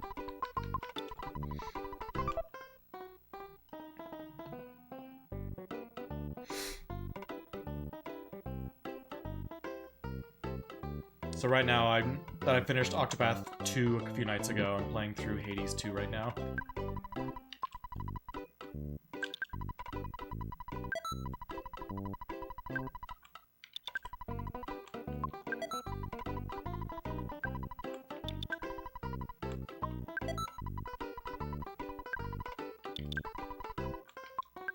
And I'm thinking of playing through Final Fantasy X after that, but it's got to be a game that works well on Steam Deck. I'm reading mixed things about it on Steam Deck. The 10.10.2 release, so we'll see.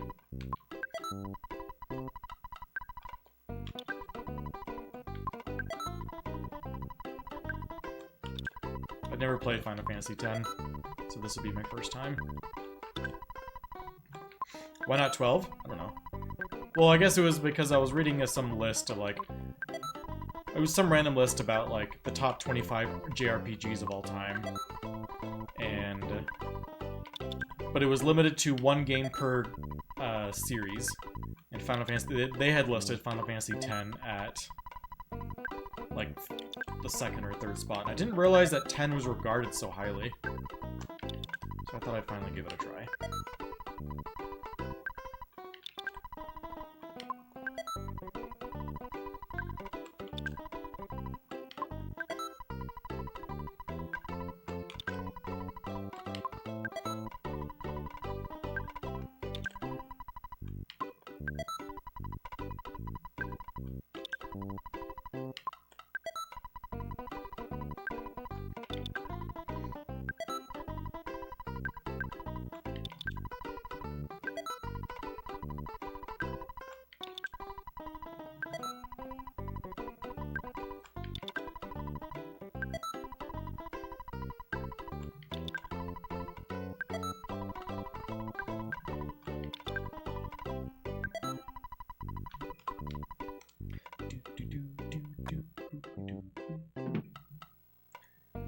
I really liked Final Fantasy VI. I really liked... The only Final Fantasy games I can genuinely say I really, really enjoyed are 6, 7, and 4. Tried playing through 8. I was enjoying it, and for lots of reasons, I lost interest pretty far into the game.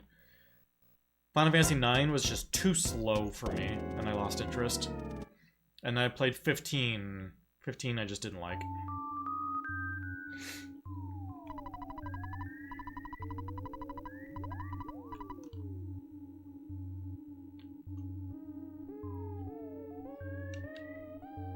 6, 7.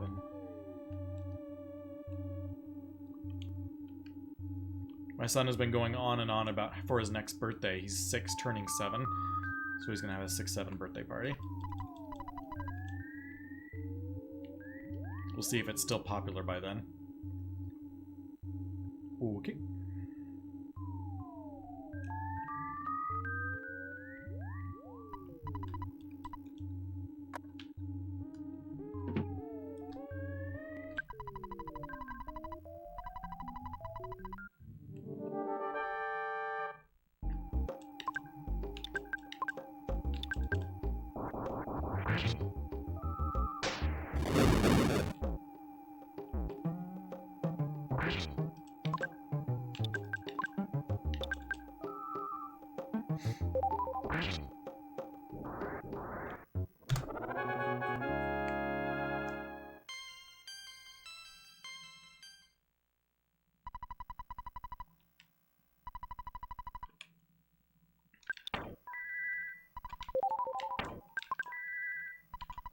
That was gold because there was no spawns at the top of the escalator. I safety saved and then there was no enemies.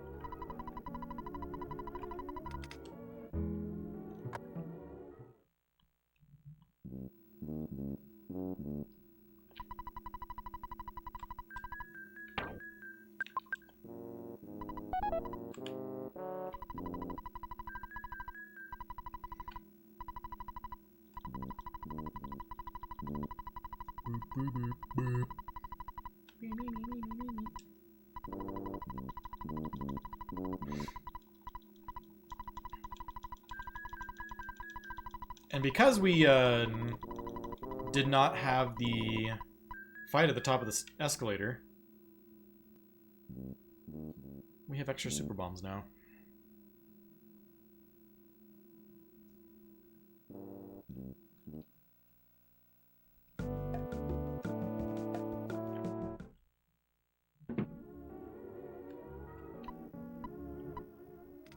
I'm hoping that I have extra super bombs to use at the Gygas fight in a really long time.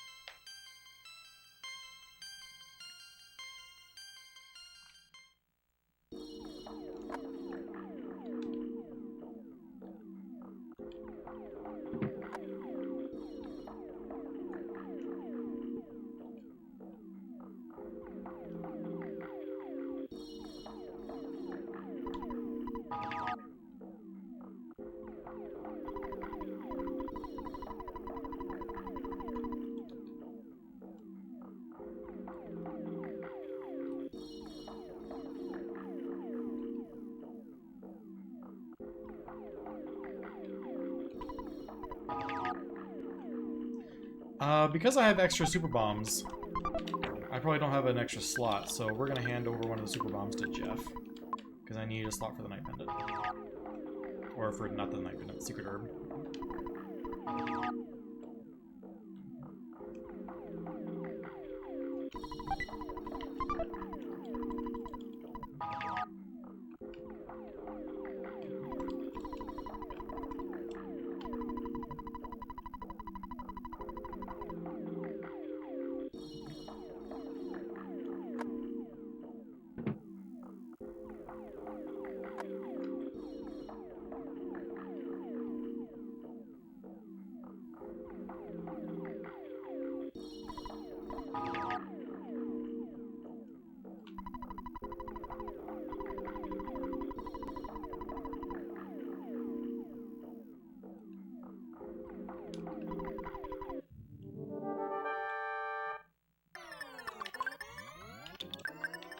Oh, I didn't equip the Night Pendant.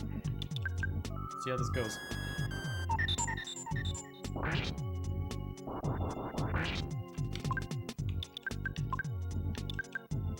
Everything's fine.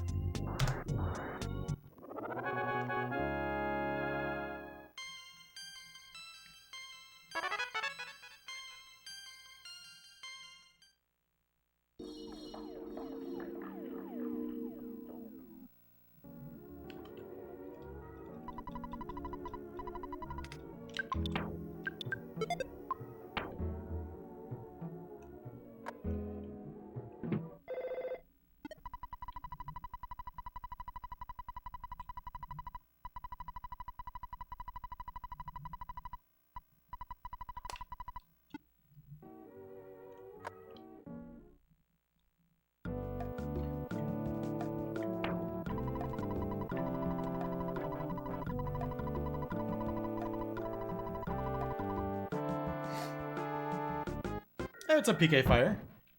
Glad you could stop by and catch one of the runs live. Appreciate it.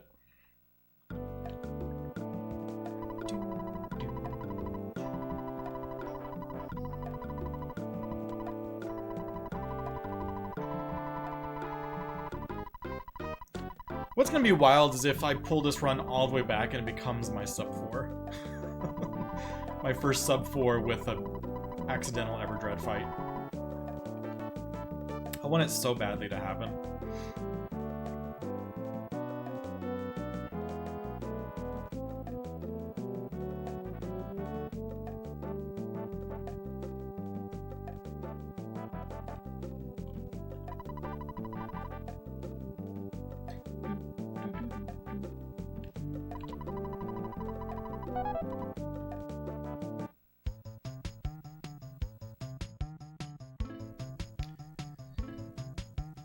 Yeah, first hour and a half, I was real red, like plus, I guess I only blasted plus 224.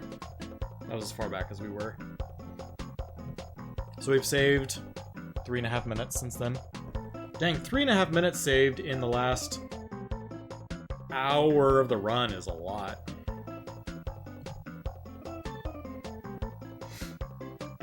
Surfing the Switch 2 eShop and found a game called Hentai Banana. Sounds like the absolute garbage shovelware full of the Nintendo eShop.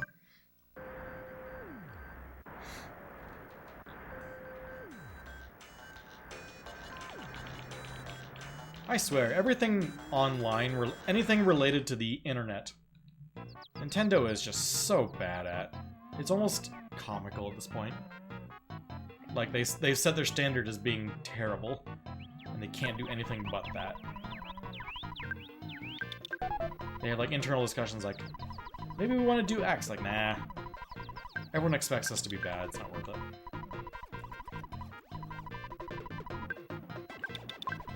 Oh my gosh.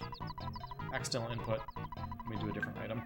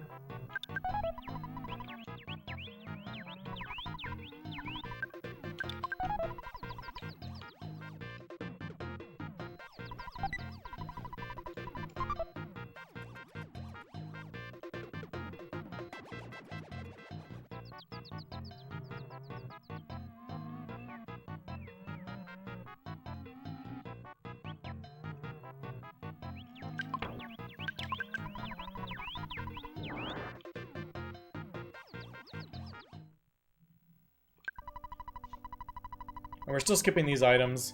It's a cup of life noodles and brain food lunch. We picked these items up for the longest time, and I ended so many runs never using them that I just skip them now. If I were doing like a marathon run or something like that, I would absolutely pick them up, but not in this one.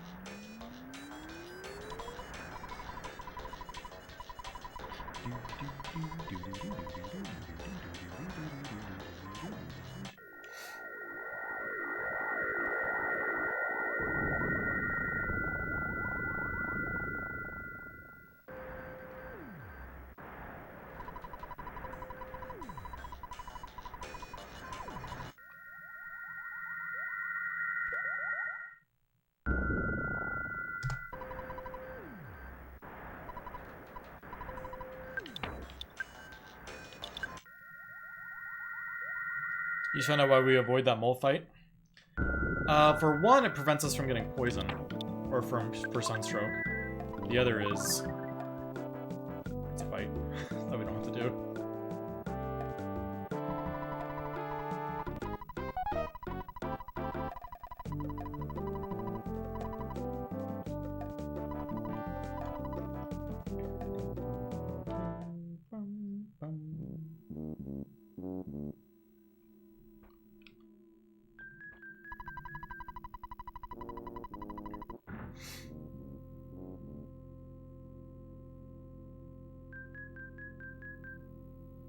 Is Switch 2 Earthbound valid for runs? Yeah. It's an official release. I don't know if anyone's done a run on Switch 2, but there have been plenty of runs on Switch.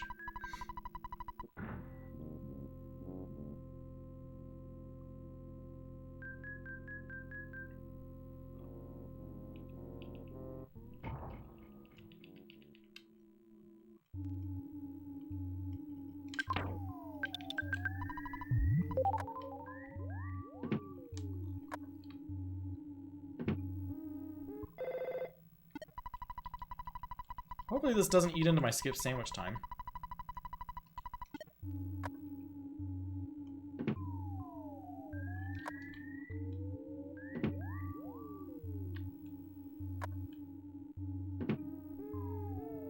Doesn't seem like it did.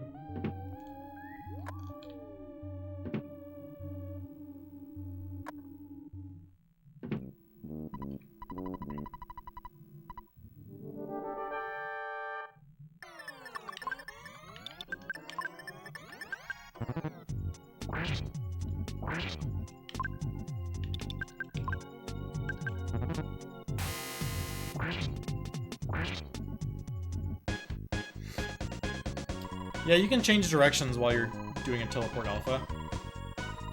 So if you're really quick at your inputs, you can teleport in a really tight circle.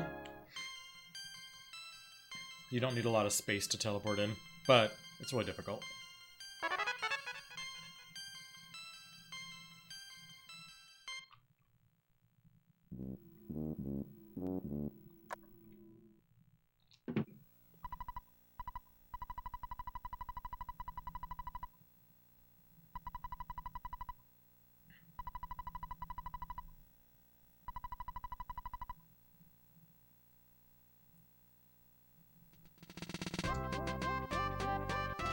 Yo, what's up, Elisara? Am I winning? We fought Everdread, so absolutely we are.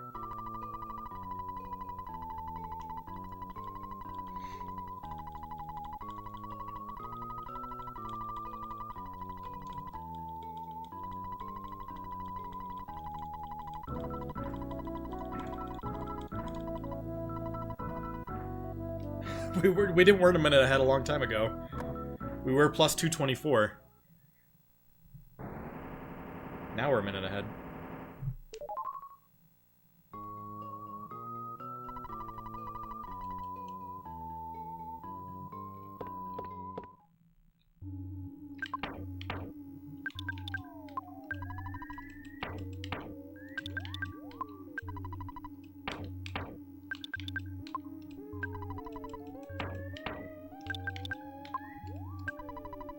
I have a lot of big bottle rockets.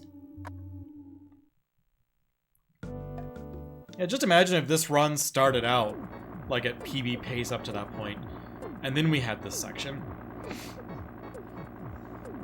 I'd be like already on sub 4 pace. What you gonna do? Just gotta keep going. Eventually it'll all come together. It's inevitable.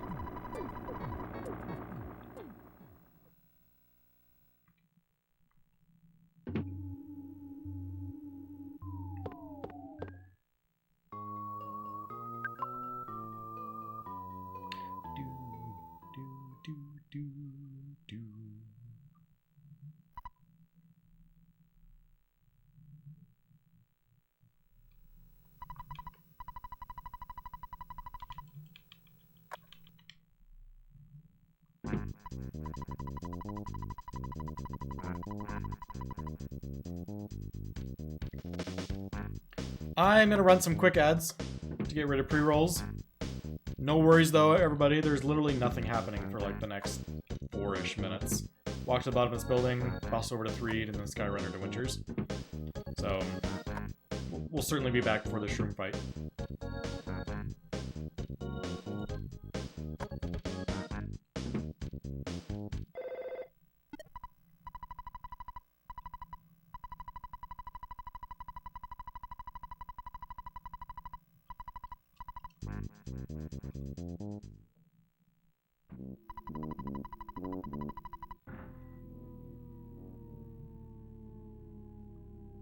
How am I compared to get PB?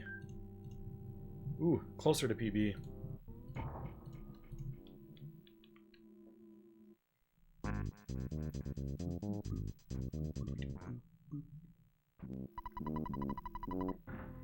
Yeah, and there's some places where people have like strategized teleport alphas in tighter spaces and like planned changes of direction. Some people do a teleport alpha in Underworld? What is it called? Whatever it's called. Dinosaur place. When you first drop down there. Because a teleport alpha is quicker than teleport beta. But if you bonk, then it's immediately losing time. And it's a tough teleport. There's a few places where other people will do it. But yeah. Underworld is the big one. I do not do it.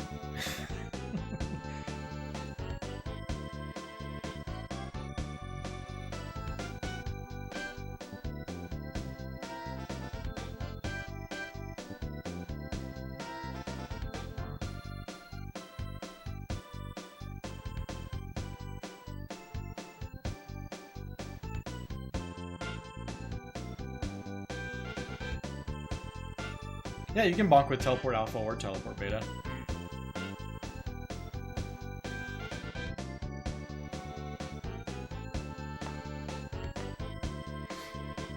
And we abuse that a lot later on the run, teleporting to avoid enemies and bonking intentionally.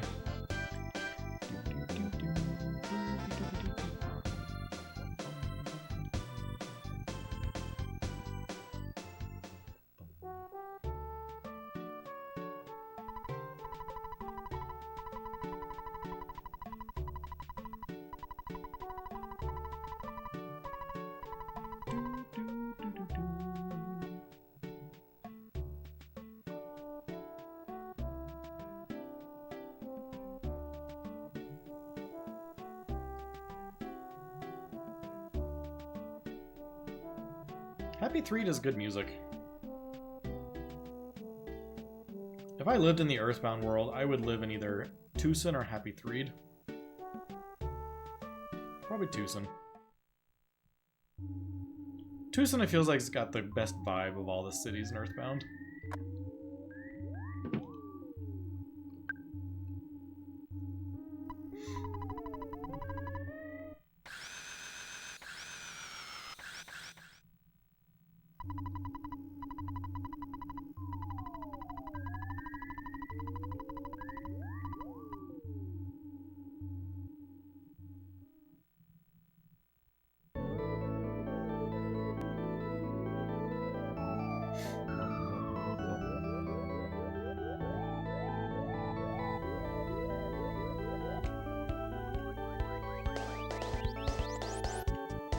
How many? Have we had 1 or 2 golds this run?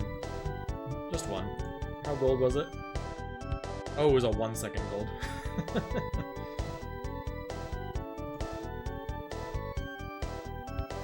Where are my glasses? Should I put on my glasses?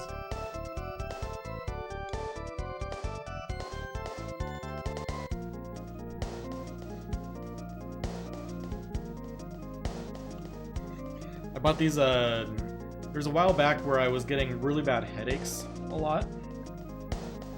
And I was like trying anything that might make my headaches go away. And at one point I tried like blue light glasses. And I think after all was said and done, I think it was related to lack of sleep.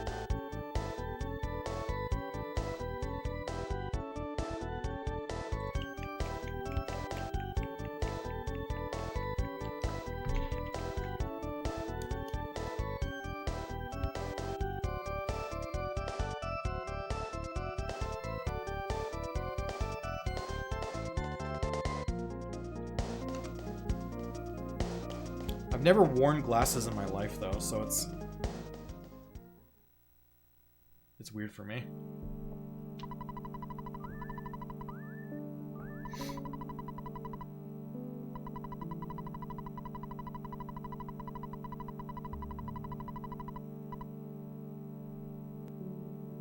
Blue light can contribute to insomnia. I've never had trouble sleeping. On a few occasions I have.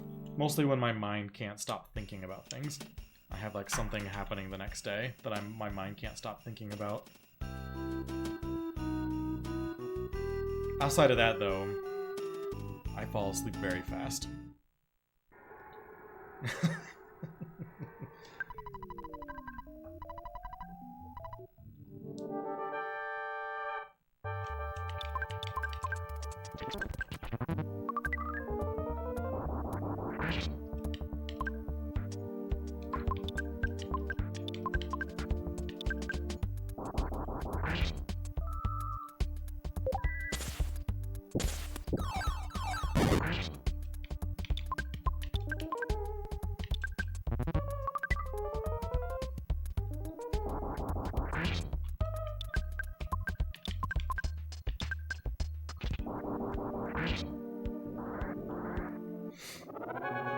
Yeah, I would honestly say, like, the average time, like, once I actually try and close my eyes to fall asleep, probably the average time for me to fall asleep is less than 5 minutes.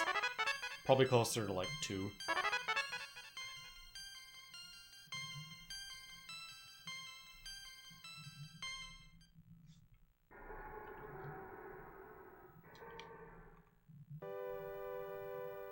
Lady Perfect can attest.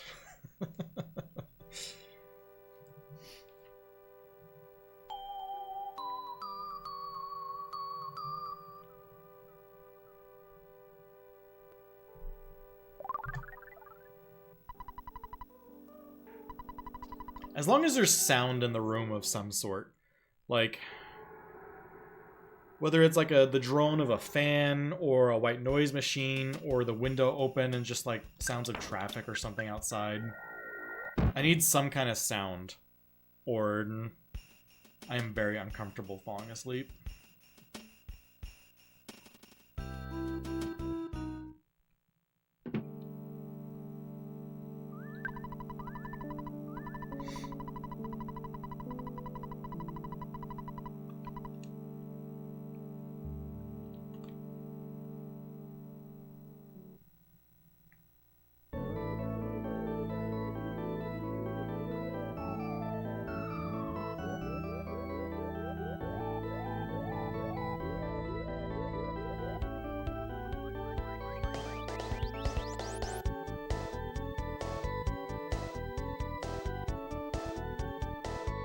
Yeah, I was gonna say, like, the perfect sound for me, or the perfect, like, atmosphere for me to fall asleep is in a tent on a camping trip, and it's light, and it's, like, raining outside. And I know I set up like a tarp underneath the tent, so there's not gonna get any water inside, and I got the rain fly up. It's not gonna rain a ton, just a light rain. That's perfect.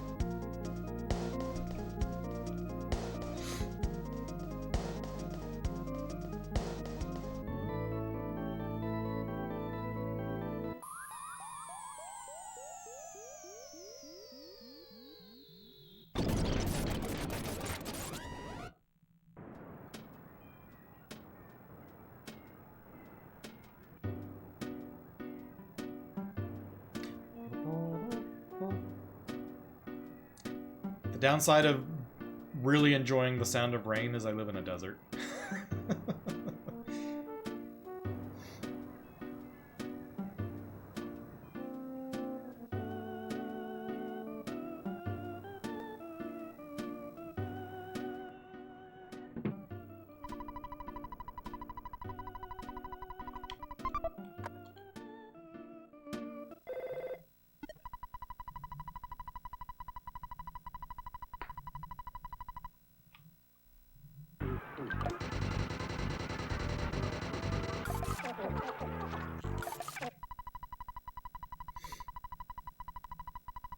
Yeah, I grew up in the South. Well, I grew up in the South, Southwest, whatever you call it, in Houston.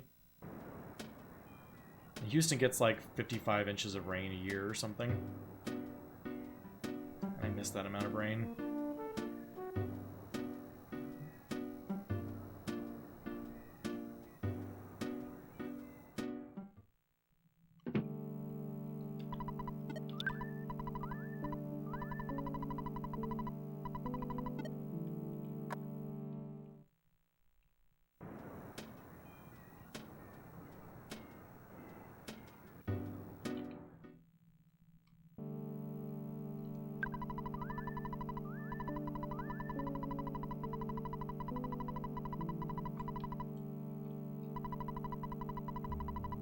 I love the weather of the Pacific Northwest. Except one time we took a trip to Seattle, and it was like the one week where like a massive heat wave came through, and we were staying in an Airbnb that didn't have air conditioning, and it was miserable.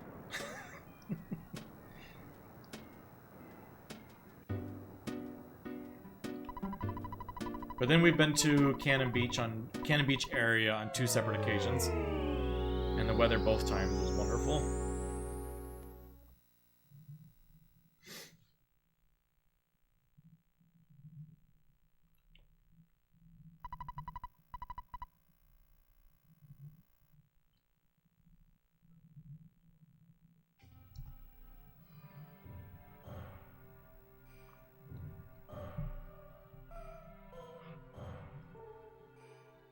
I just remember like going to bed and it was like 85 degrees or something.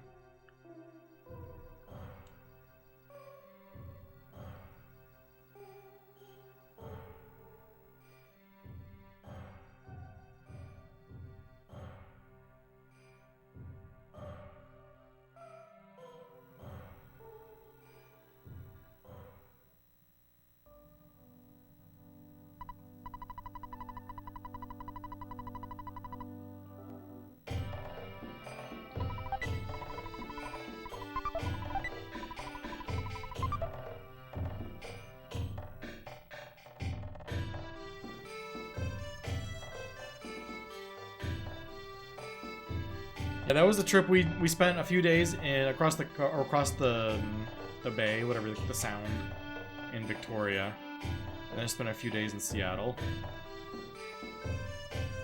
Suffice it to say, we had a much better time in Victoria. I think it was mostly because we weren't experiencing the heat wave in Victoria, and we were in Seattle.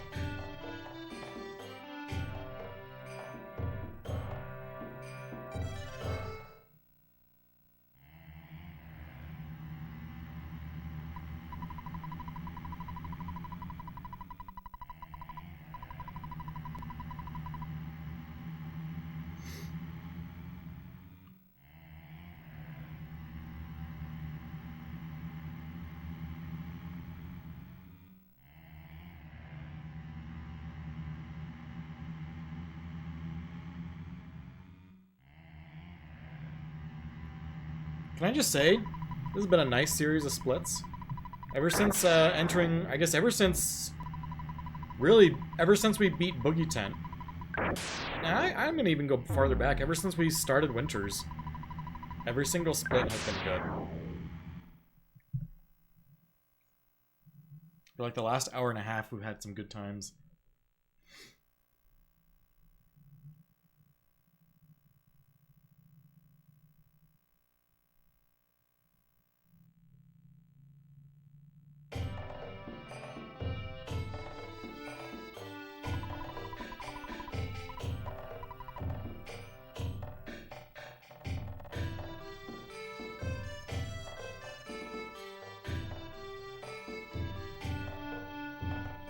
And it's not uncommon here in Utah that in the summer, all of a sudden we'll go outside one day and it's like, feels like it's smoky outside today. And we'll look it up, it's like, oh, it's the wildfires in California, or it's the wildfires coming down from Canada, or wildfires over in Oregon. So many wildfires these days.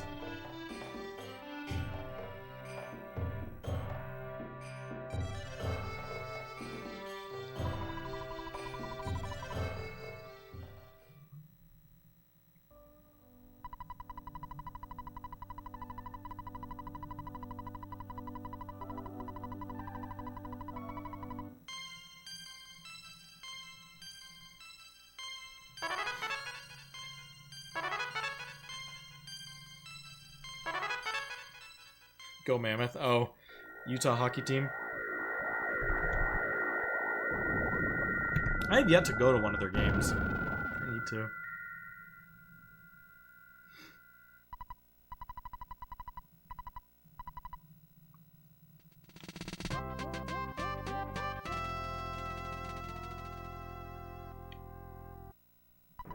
I'm still hoping that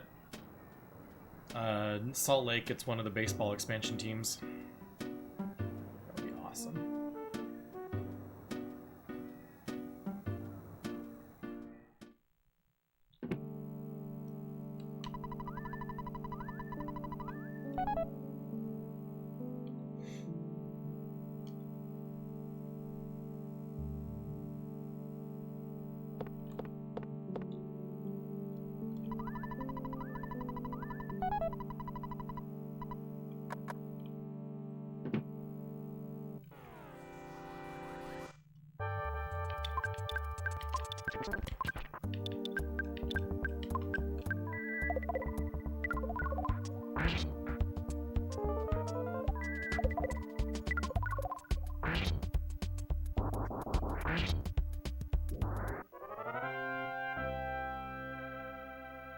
Oh, nice, we got the mummy wrap.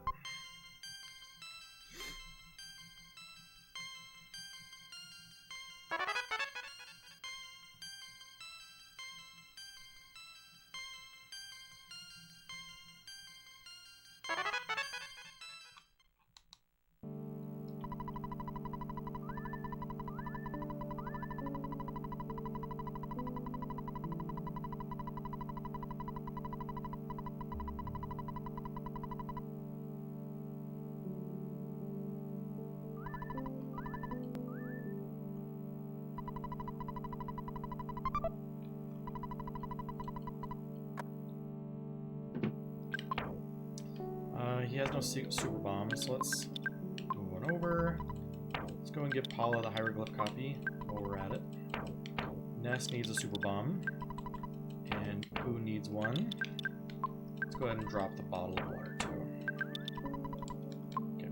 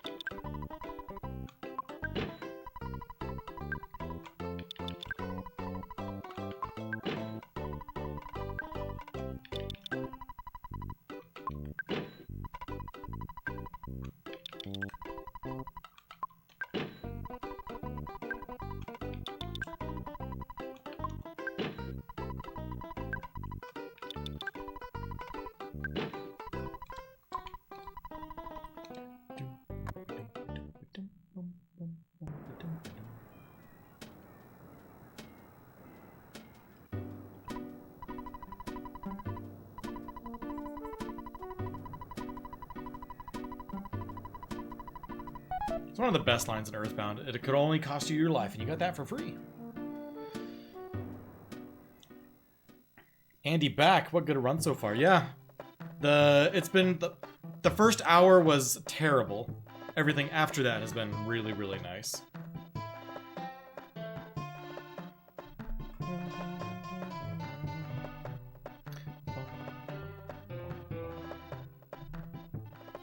This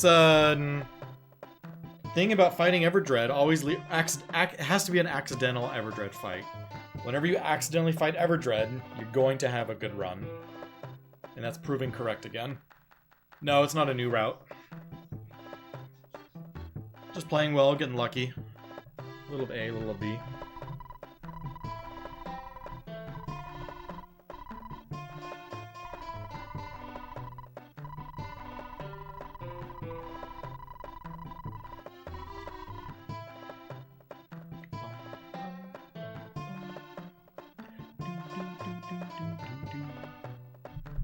Alright, let's hope for a good Kraken. Paula outspeeding would be huge.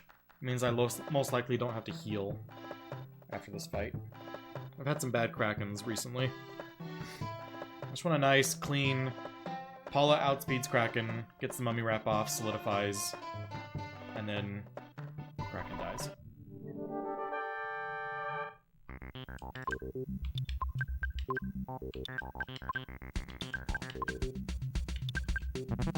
Oh, every time.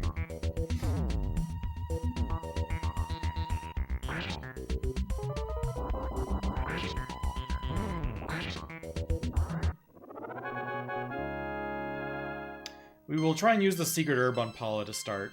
Actually, do I want to just leave Paula dead?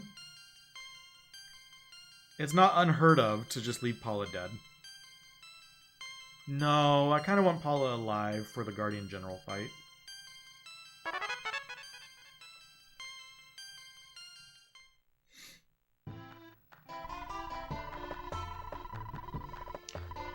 If I use the secret herb and it fails on Paula, I'll leave her dead. Missed the Kraken split.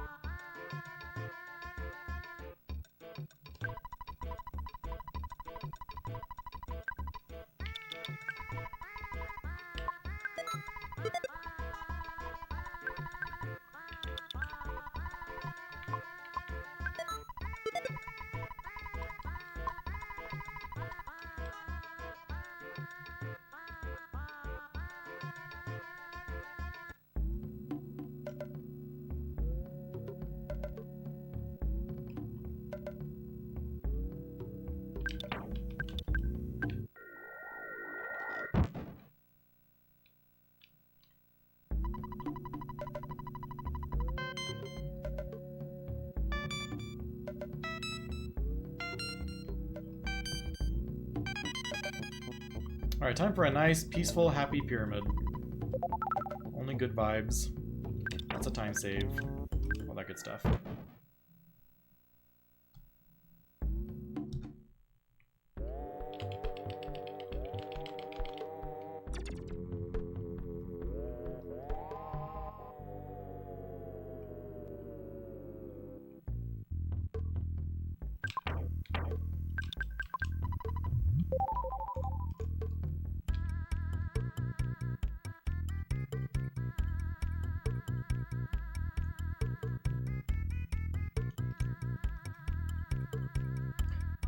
Hey, PK Fire, thank you so much for the subscription, buddy. Appreciate it.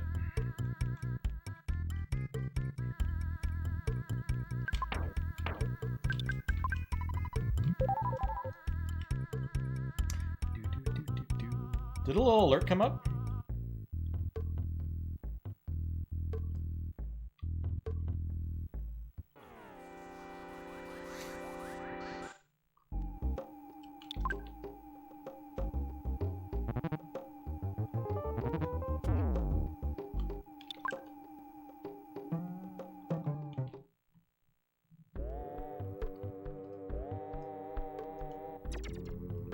But yeah, PK, thanks for moving over to the Twitch chat just to sub. Appreciate it. Gotta get rid of the cold just because it's annoying.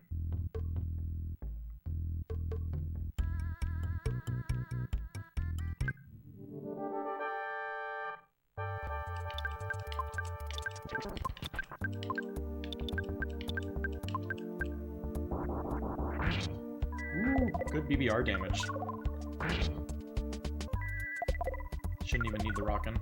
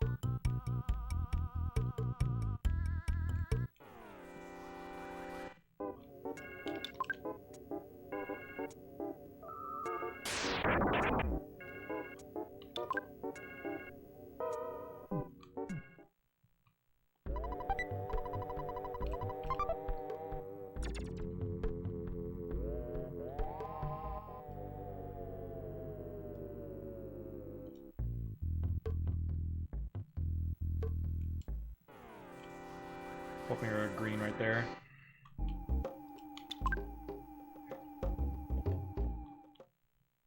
Fun fact, if you run first turn on a regular fight, it's faster than getting a green.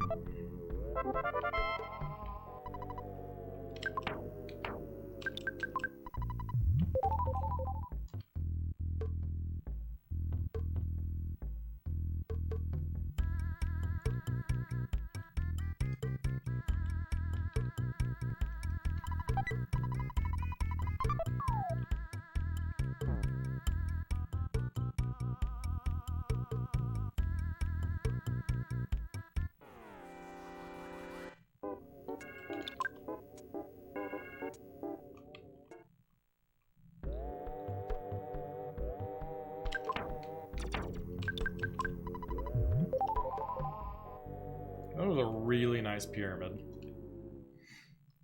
Took you like 40 hours to beat this game. I'll beat it in 4. Hopefully we'll beat it under 4. Stranger things have happened. I mean, we fought Everdread. It has to happen. I'm gonna keep harping on that. Because I believe at this point.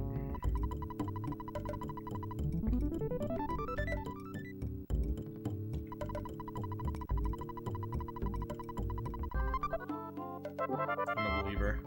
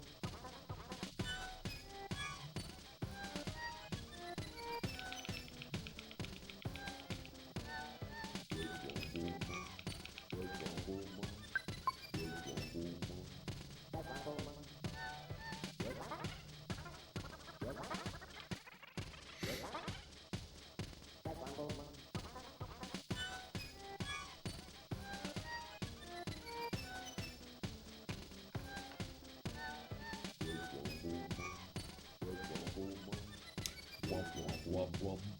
Love a good old wubs. How can you not love a song that's got some good wubs?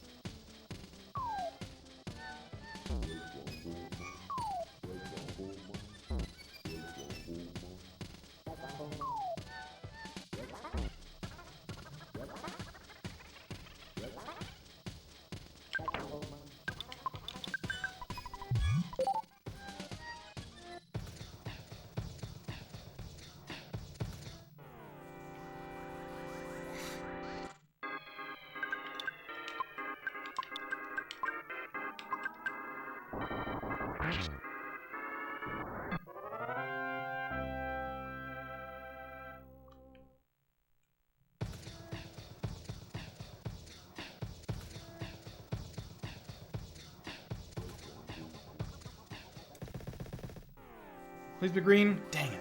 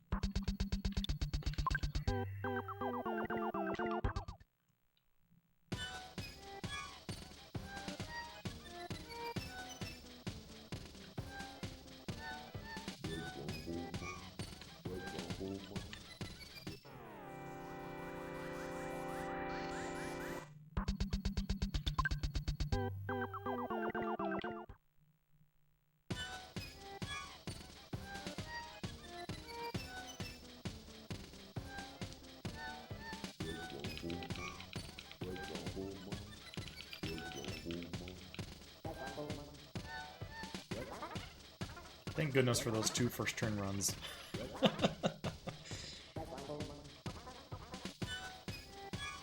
I'm not sure what the odds are for running first turn, but they gotta be below 50%. I believe one of those enemies is a little quick. Granted, dead party members still go into the calculation to determine run chances. So Apollo with the Crystal Charm, or much higher level than back at Department Store. Significantly higher chances to run, but still.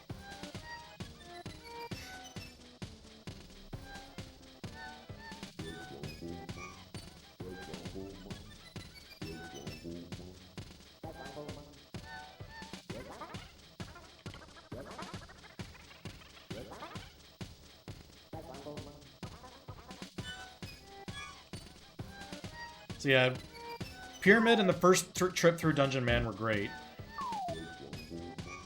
Everything after that was not, but didn't die. Can't complain.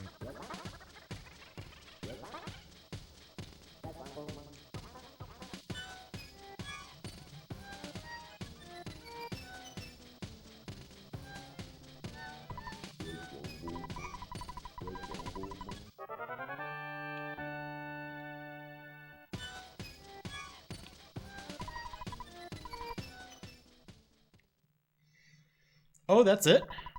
Just 23 speed? Paula probably has like 50-ish at this point? I don't know. With the Crystal Charm. So that means I probably only had like a 25% chance to run or so on first turn.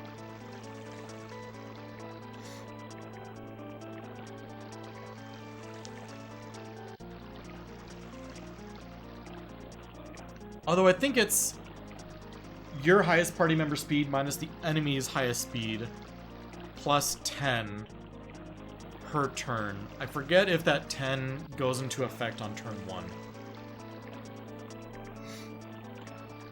So yeah, probably like a 25-35% chance to run-ish on those first two. Yeah, we had a really nice pyramid.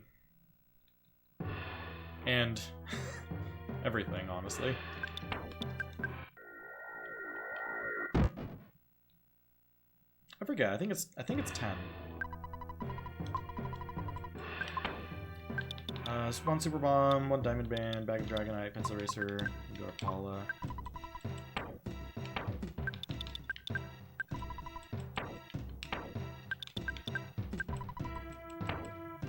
And then Hawkeye can go over to Paula.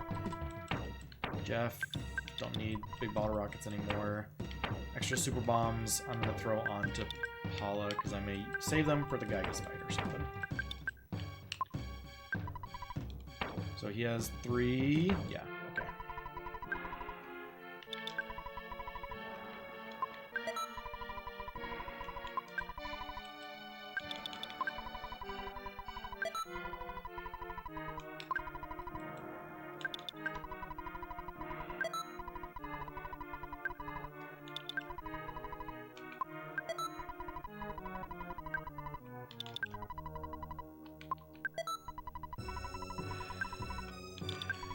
Okay, so we have 3 Super Bombs on Nest, 2 extras on Paula.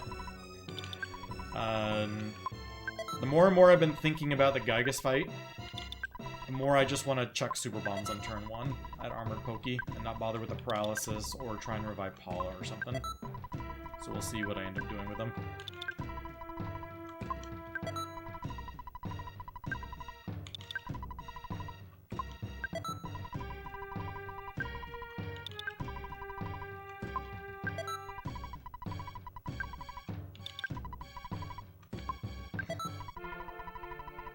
Got exactly 5,000 bucks.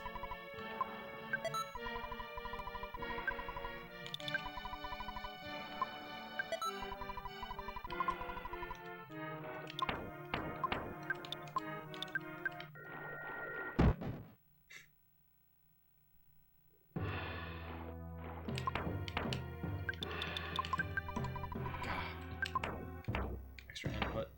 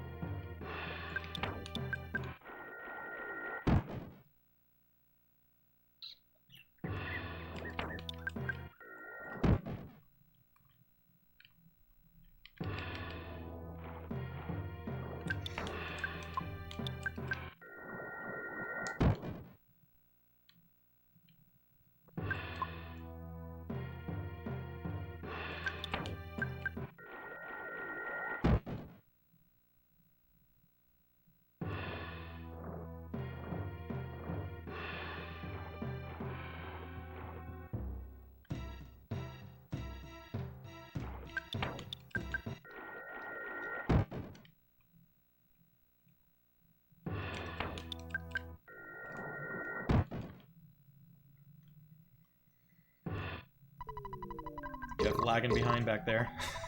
He's really far away.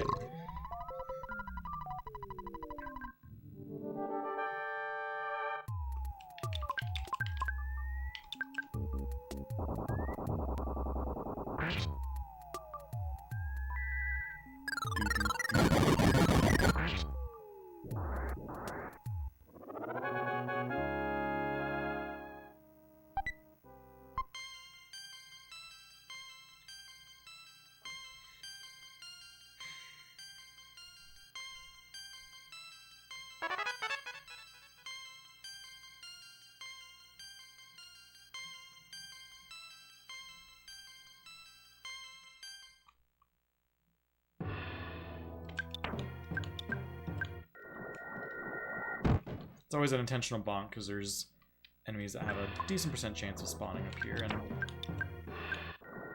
kind of nasty.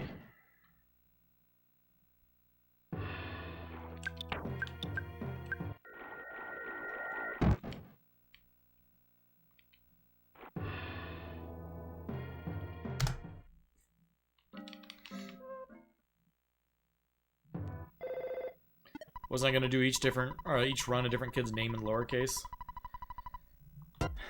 Yeah, and then I had so many runs that were just like... I think I was doing that as part of that one run where I died to every possible thing in ONET. And then I scrapped that or something. I had a run where I died to, like, Frank, I died to one of the punks, I died to Ant, I died to the cops.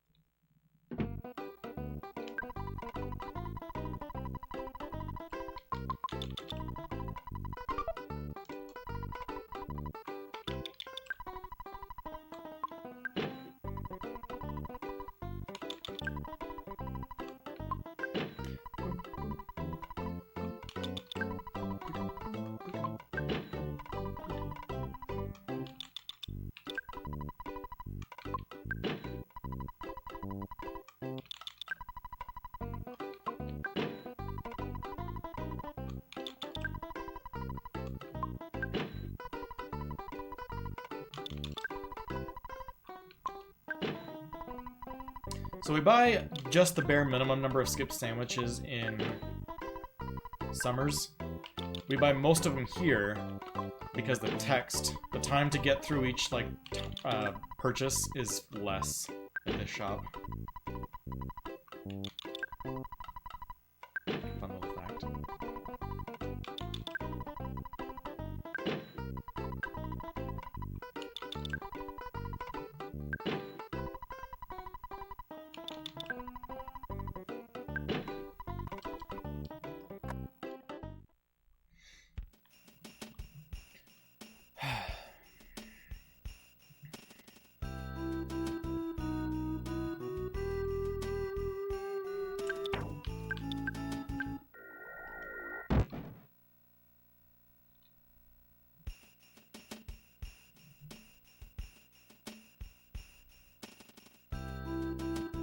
So yeah, this run totally still has a potential at being a sub 4.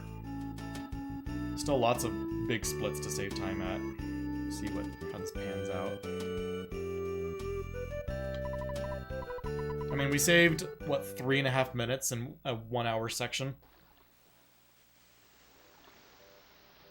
And this section has a lot of swingy spots. Fire Spring, Magic Ant, Lumine Hall, Stonehenge, Cave of the Past.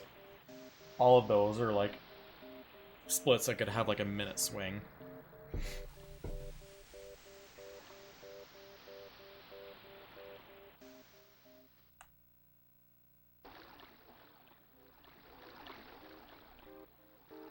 That pyramid though, how gold was that? Dang, that was a 50-second gold split. Really, really nice pyramid. How are we against all golds? Only 13 minutes behind. That's actually pretty solid.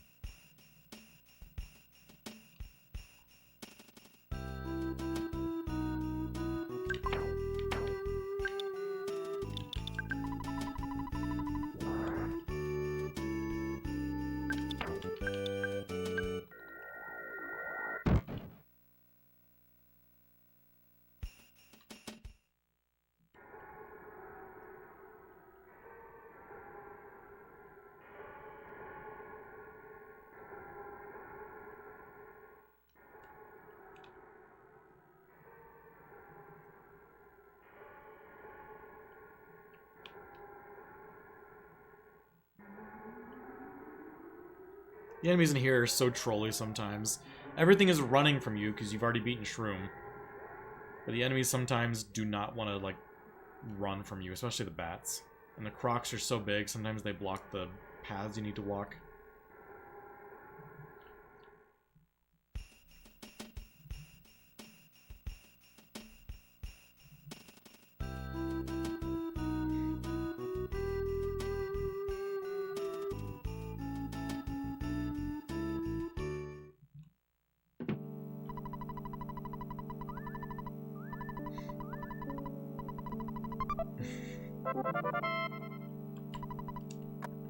Alrighty.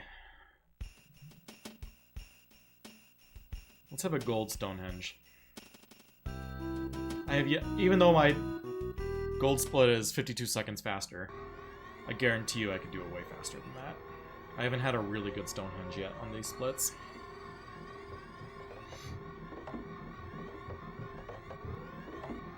And that guy decided not to despawn.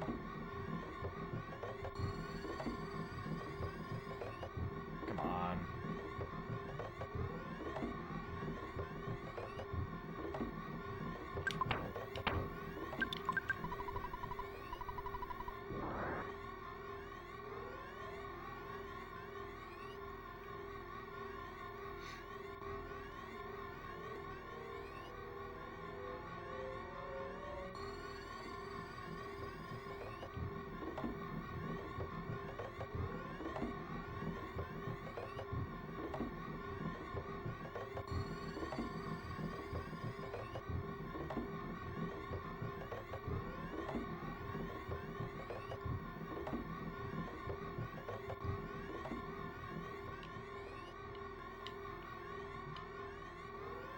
Yikes. Almost got forced into an encounter going back and forth right there. I don't think I've ever had that happen.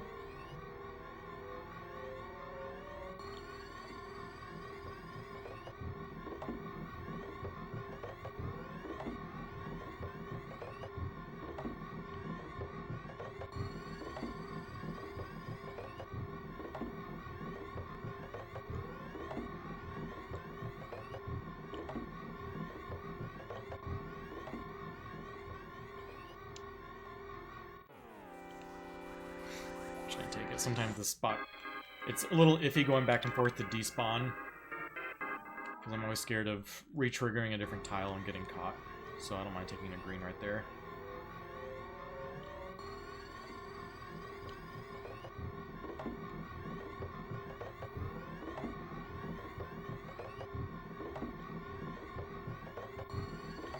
Ugh, this is a weird tile to, or a weird spot to deal with spawns.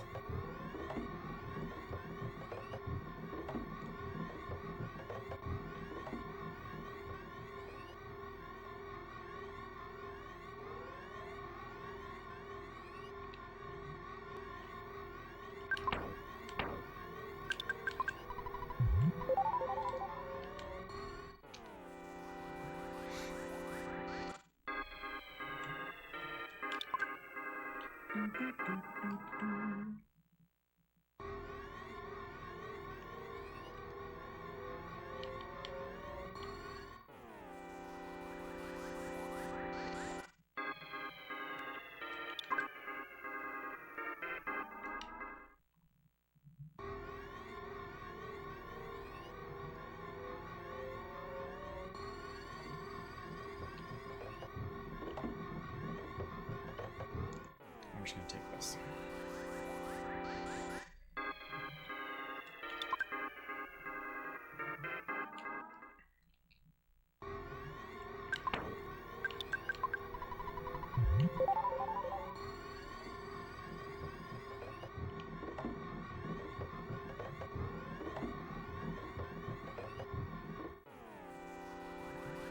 Maybe I should have gone back up to despawn that. Ooh. Not a good fight.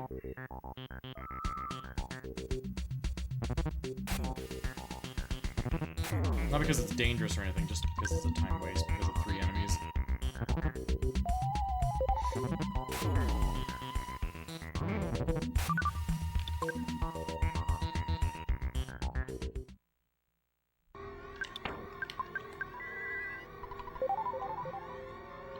Ooh.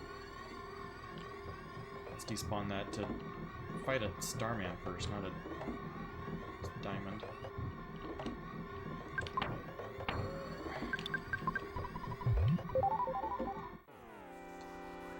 That was probably a mistake.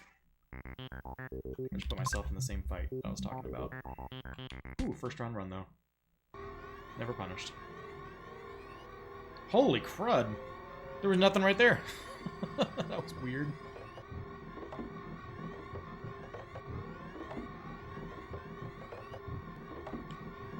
Usually I would expect 2 more fights through there.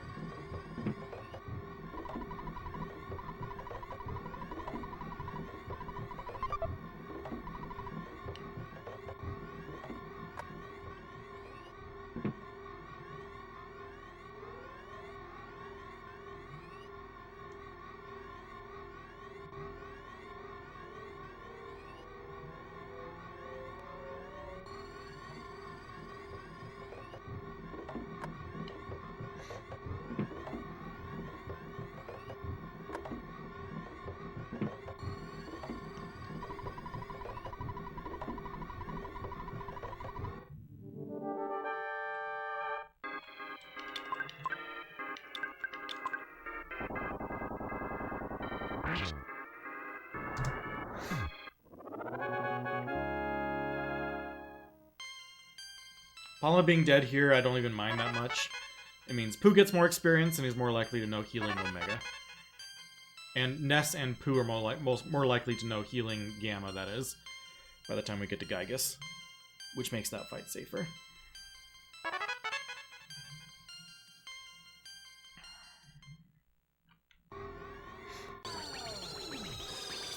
Extra HP on Paula doesn't really matter. She's gonna die whether we get baited with the extra experience or not.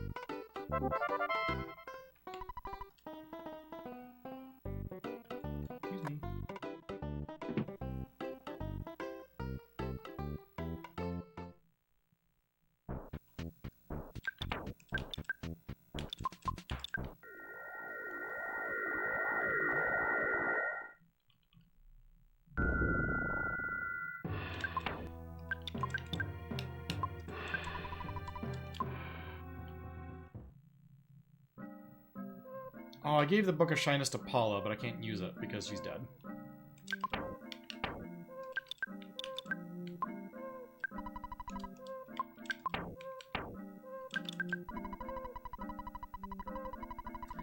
The reason I give the Book of Shyness to somebody else is because whoever uses the Book of Shyness here gets the Tentacrow back, and it's a dead spot, and I want Ness to have a spot available to pick up the Dragonite here in a second.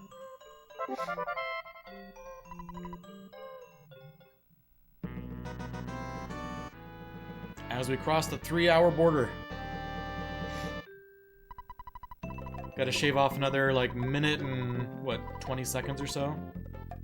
No, minute 40 to get a sub 4. We had a good Stonehenge, which is what we needed.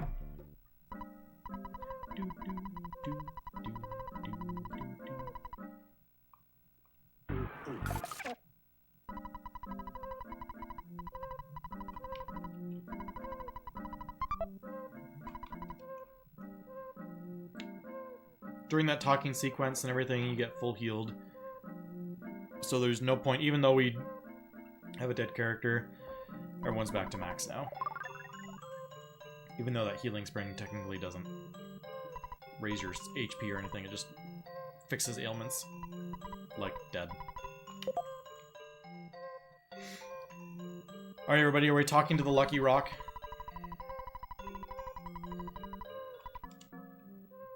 What do y'all think?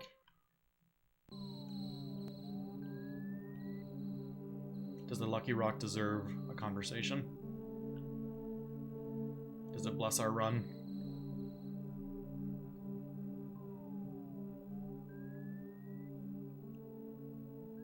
Gotta do it.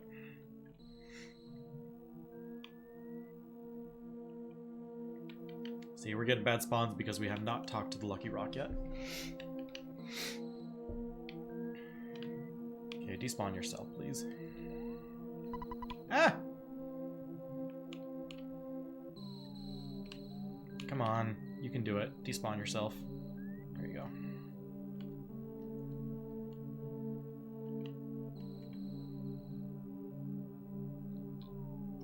Ooh, okay. I didn't see him over there. Too late. We're just gonna skip past him. Or not.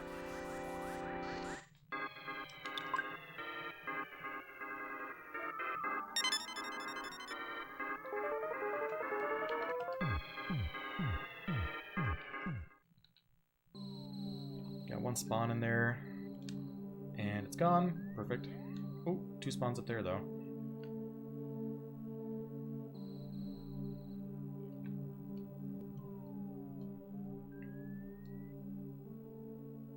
Ah!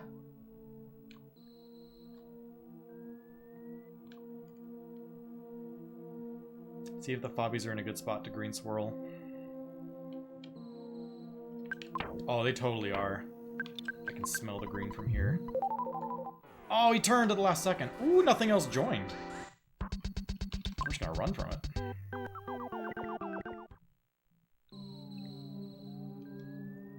I'm gonna force a... Oh, he moved! Ah! Ah, it's still a green! It's mayhem! And I took a weird pathing, so the fobbies spawned down here. Maybe I can get in and out. Ah, I gotta force a green to not deal with them.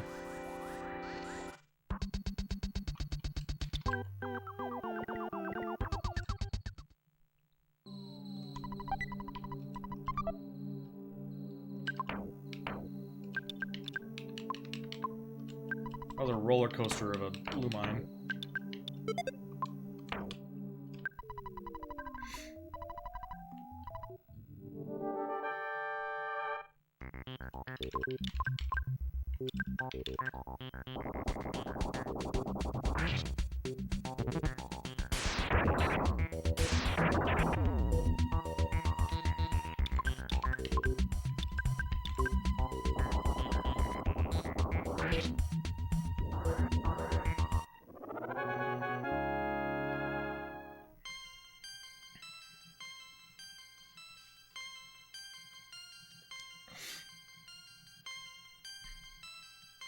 I think this should be a time save.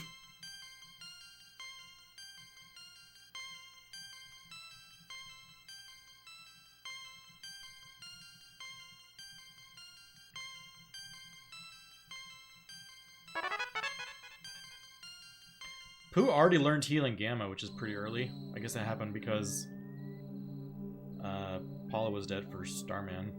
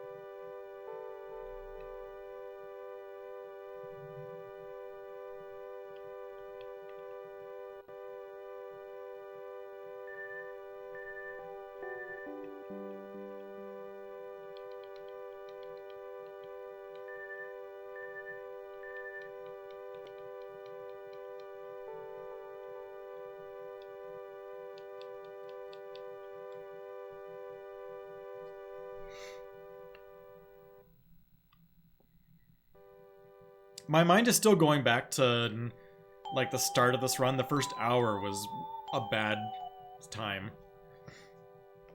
If we had just like kept on pace during that sequence, I would be, what, another 3 minutes ahead? I would be negative 549 right now. A minute, like a 349, 359, 358 pace.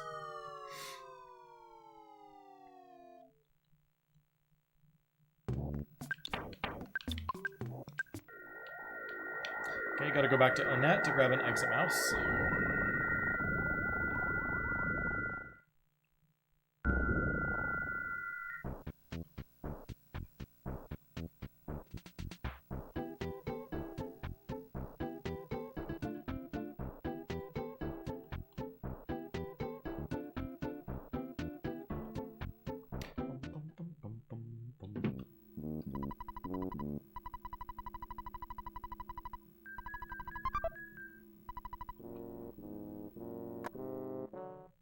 And then on to Foreside.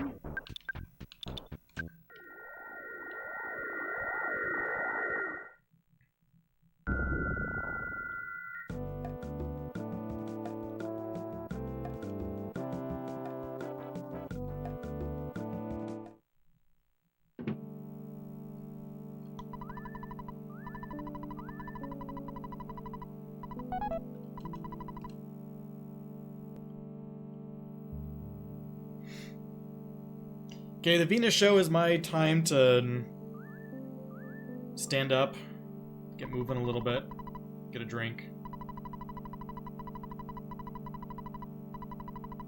So I'm going to run some quick ads during this section, the final ads of the stream.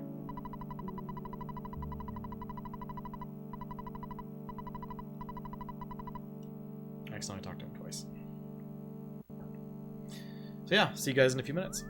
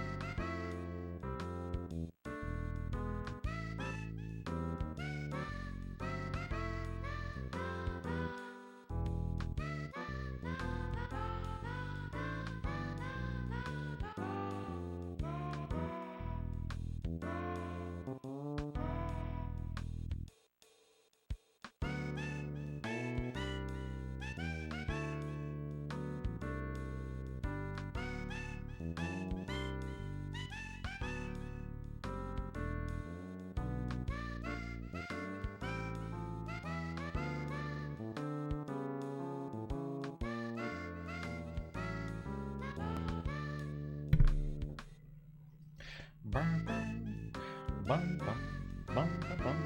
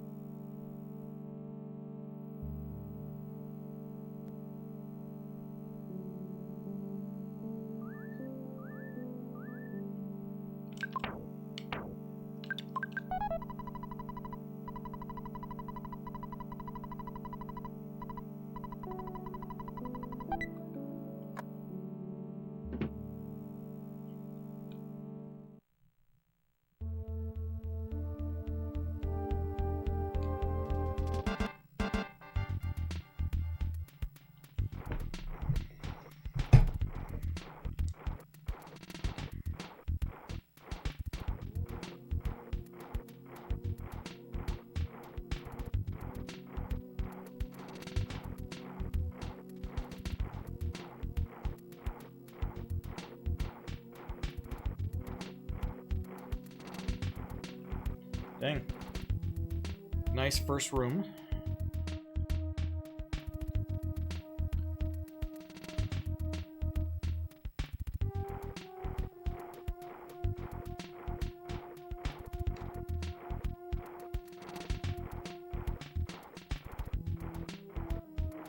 With another lag bump right there. It's for that rat up top.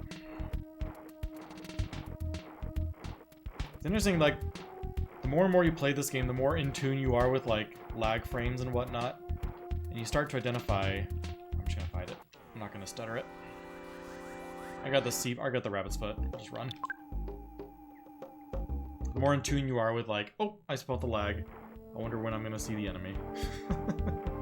And a lot of times, if you're in a good position, you can just turn backwards immediately before even seeing the enemy.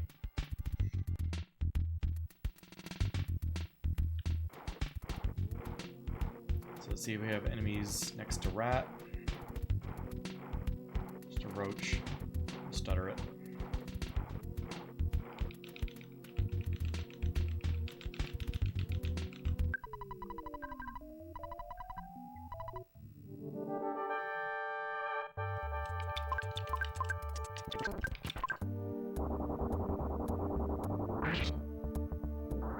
Low damage roll.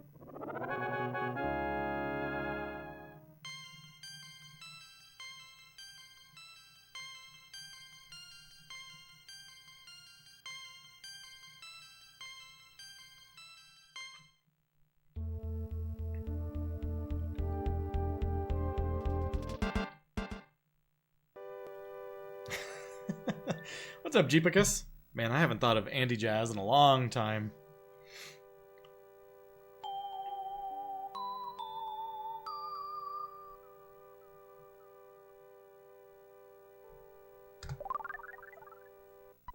Now, the world record for that 338 is for a manipulated run. That uses heavy luck manipulation. That ends up probably saving like 15-ish minutes. The record for this one is like a 348 or something. 349. Which is also unreal, by the way.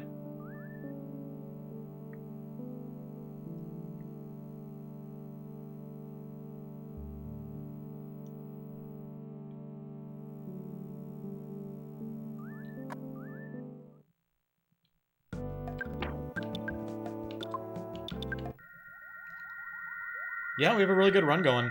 My goal for this category is a sub 4. And we're not quite there yet on this run, but still very much within reach.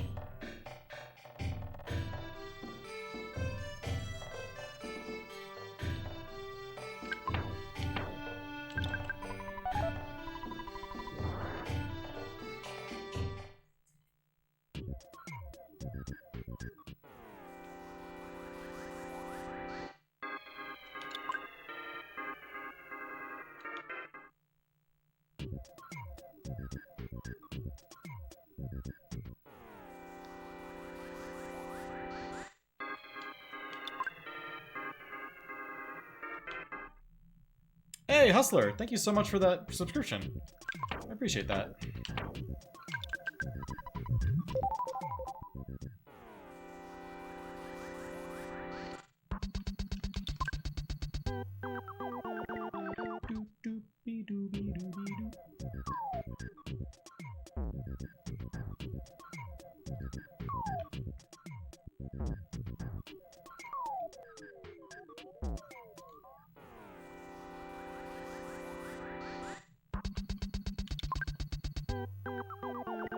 Alright, well, if we wanted to save time on this split, that's what we needed to happen right there.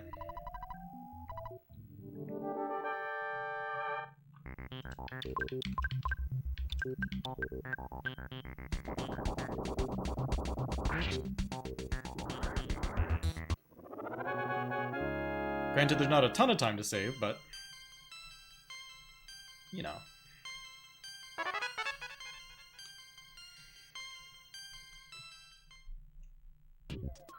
I will say, on the different categories of Glitchless, the unmanipulated record is much stronger than the manipulated record at the moment.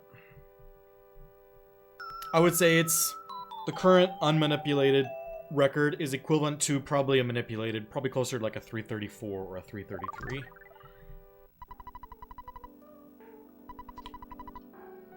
The manipulated Earthbound Glitchless record is probably the easiest to take at the moment.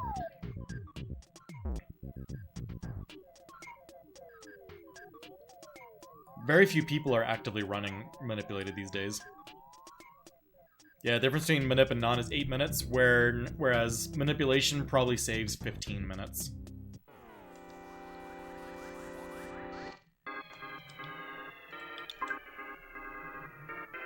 Yeah, I've had the record several times. And manipulated, unmanipulated. Or no, I don't know about unmanipulated. I've had the record in any percent multiple times. Back a long time ago.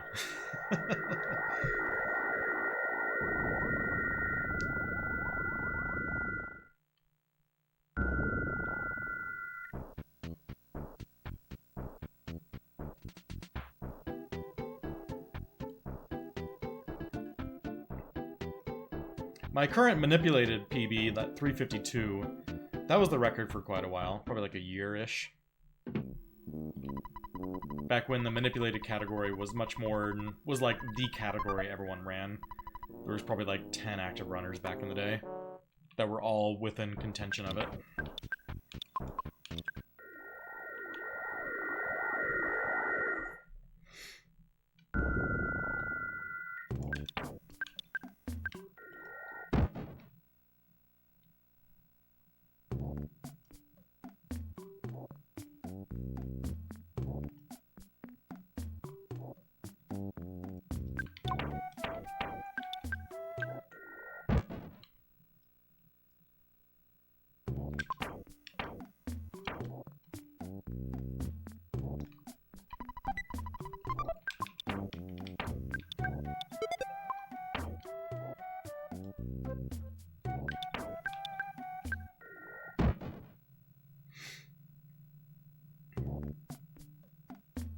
I've never encountered the crash before. Feels like it's only a matter of time.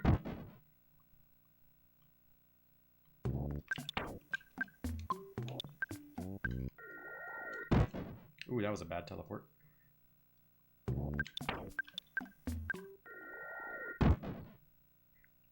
I'm so scared of teleporting out of the underworld.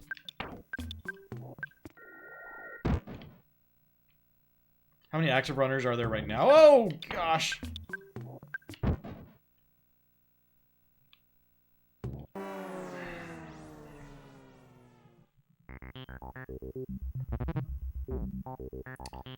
Active runners of Earthbound right now? Probably like 6 or 7-ish?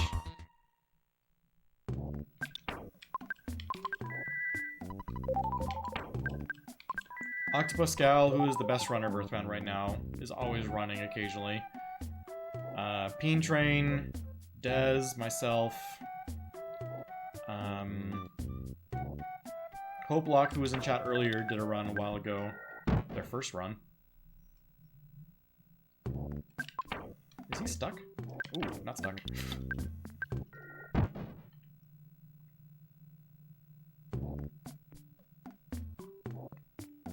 No, it was... I didn't see the dino. I didn't see the dino until I finished teleporting. Nothing I could have done there.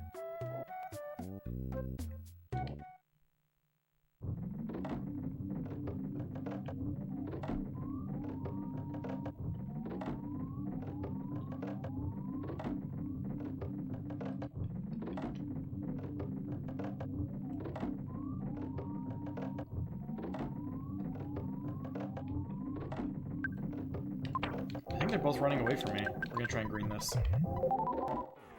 Nice.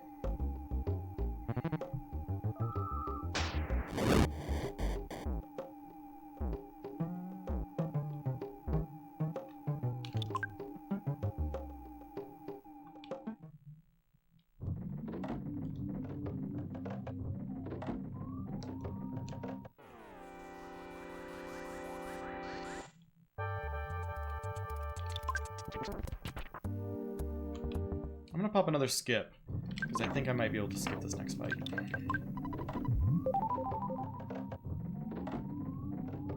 Nice. And because we have the skip active, we'll probably skip that fight. It's coming at us too.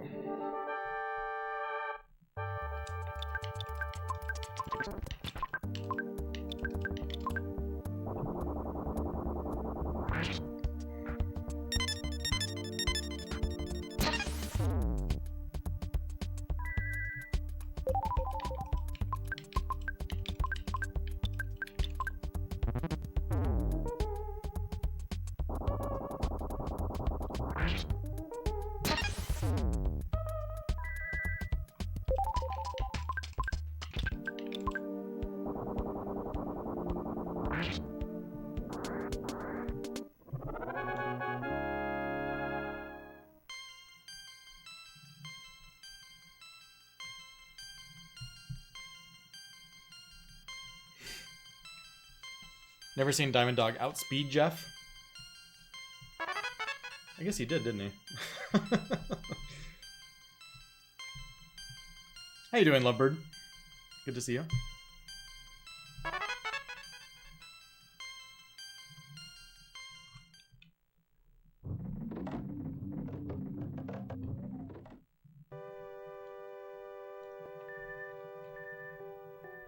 How is this? How is my average? Or my, how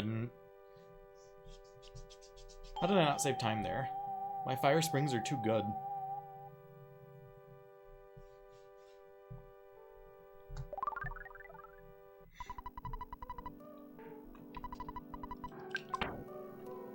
Lovebird, statistically it has to sub 4 because we fought Everdread in this run.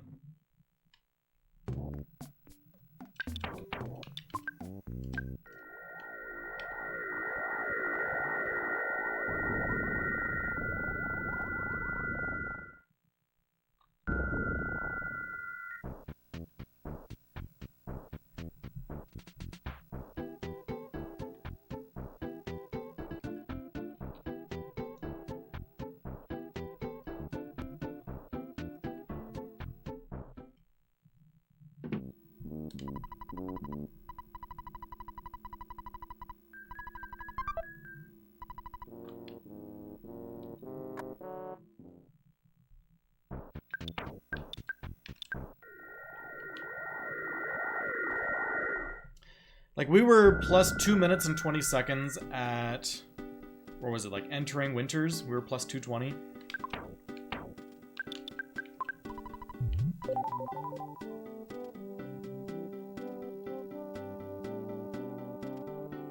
We had a mediocre Onet. We had like a 28 something strong kill.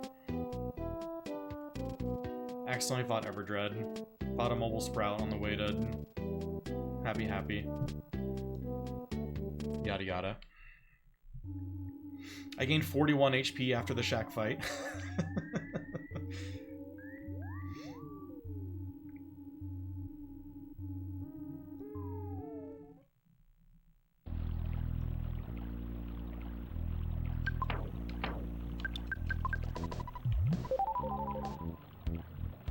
I use Ness's... yeah.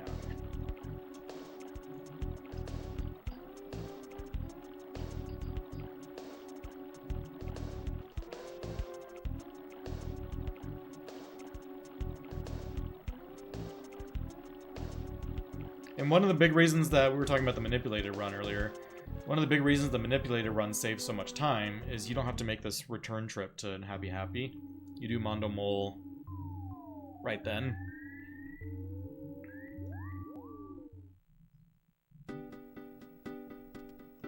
So you have like a stronger Paula for Threed Cave and everything, and it's just safer overall.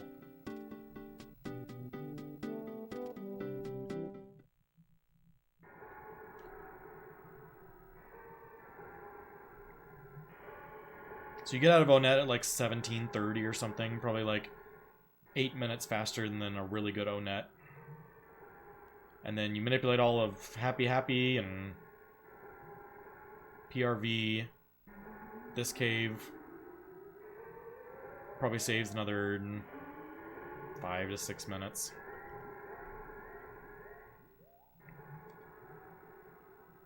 So yeah, it's just a matter of time before someone beats the manipulated record.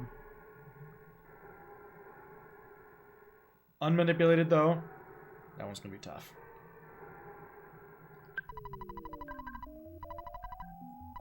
Are there any other major avoided fights like Everdread?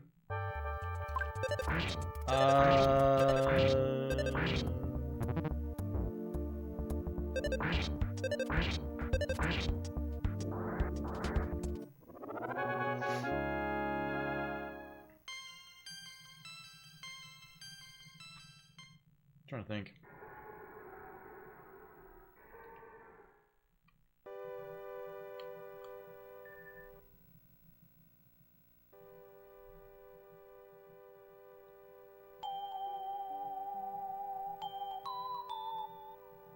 Can't think of any.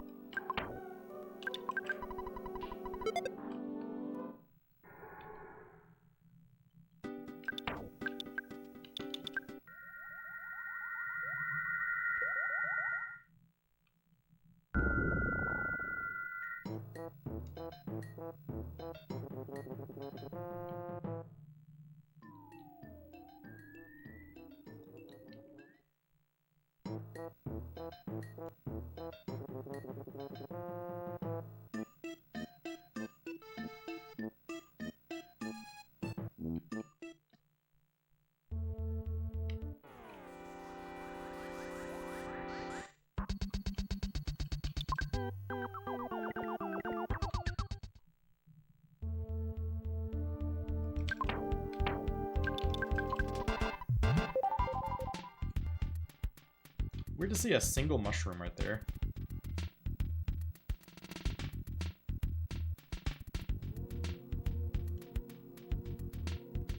Oh, I didn't think that sprout was gonna get off the rock. Awkward.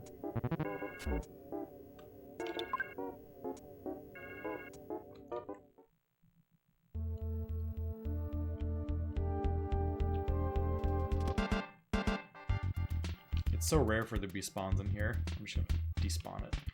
Twice in a row is even weirder.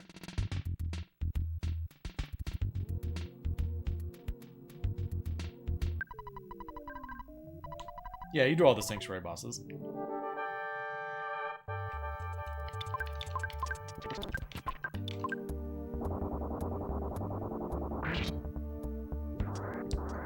You do them in a weird order, but you do them all.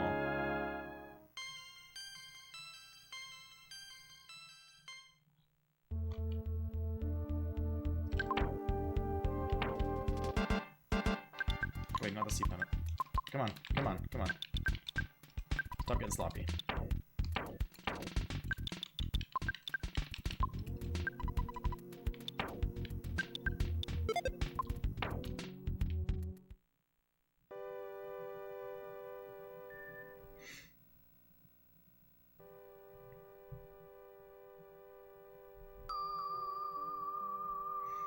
I did not get baited last run. My 404-12. But before that, it was 4 in a row. But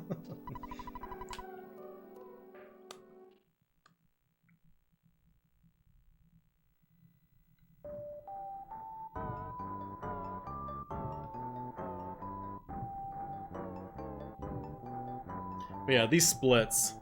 It looks like I've just been on a good run this whole time, but if you go back to the beginning, it was real bad. Plus 224 starting winters. I mean, it was essentially like a 109 boogie percent run.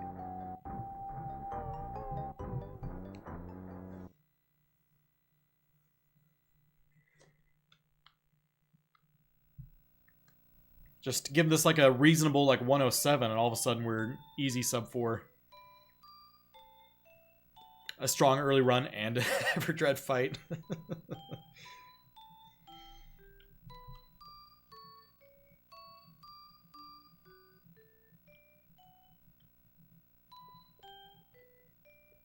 I mean, I don't want to get too ahead of myself, but this run should PB. Unless I died of Ness's Nightmare like I did a couple weeks ago. And if it does PB, I will be 2 for 2 in runs where I accidentally fight Everdread. 1 against Phalanx and 1 here. 900 experience, 170 bucks, 40 seconds to do it. How can you not? Probably more like 50 seconds. I was thinking Everdread had like 200 HP, but I think it's more like 160 or something. Because I got him with a low rock and roll and then a decent rock and roll. Fighting Everdread is not the optimal move.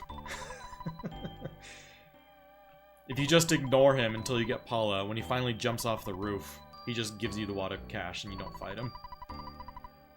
I just completely blanked on which part of the run I was entering Berglund Park. And kept going left instead of going down to Applegate.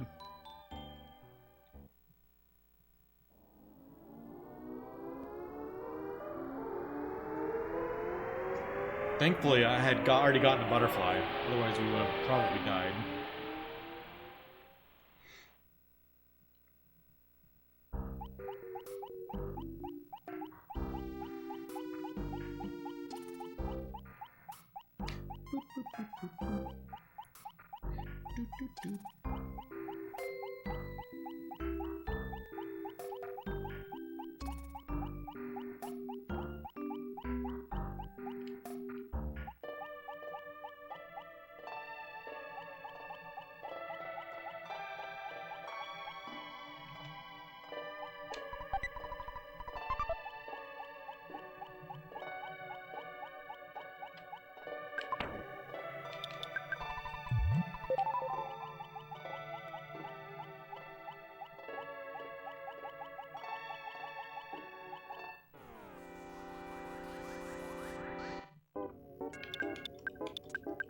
Oh, I should have done a Power Paralysis Omega. That was a mistake.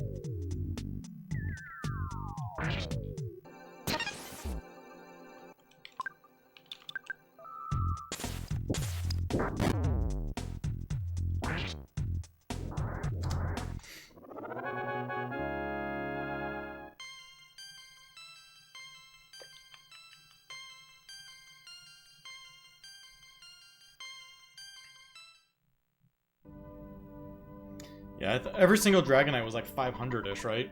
Thankfully, he never lifed up.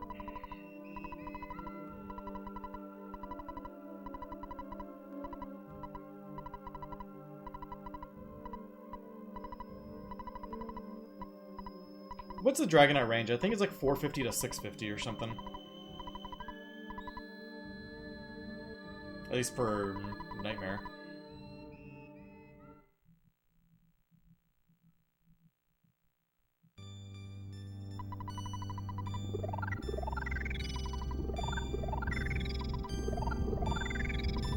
Hey, thanks for the raid, Durand. Appreciate it.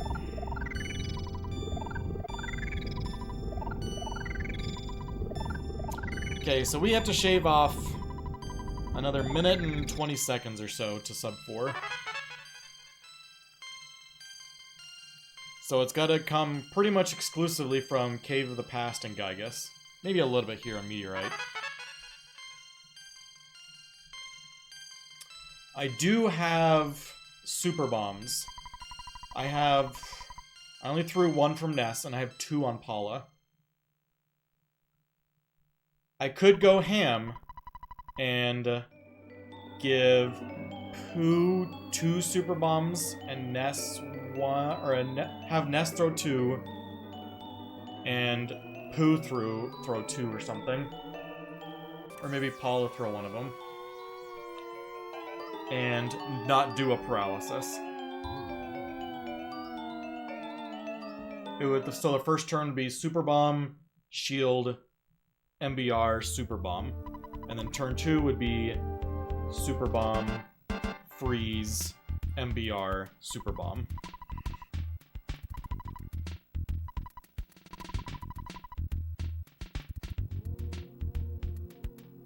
Assuming I get a Rockin' Alpha. If I get a Rockin' Beta, it all goes out the window, and I start panicking.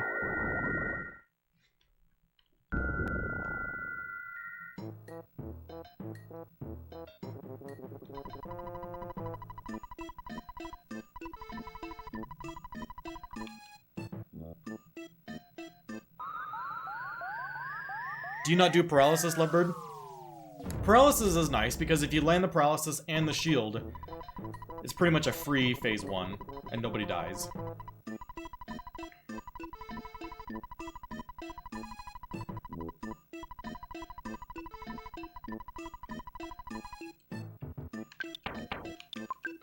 But if I'm here to save time, I need to go a little risky. Did Ness get healing Gamma? Paula was dead for the Starman Deluxe fight, so probably. Oh, did I not get healing Gamma? Okay.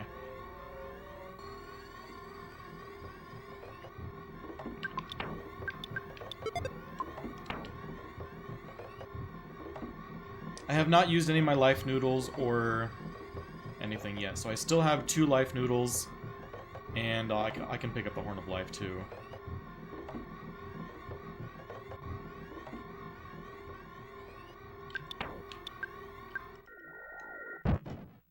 Did I just bonk into an enemy? Oh, a butterfly.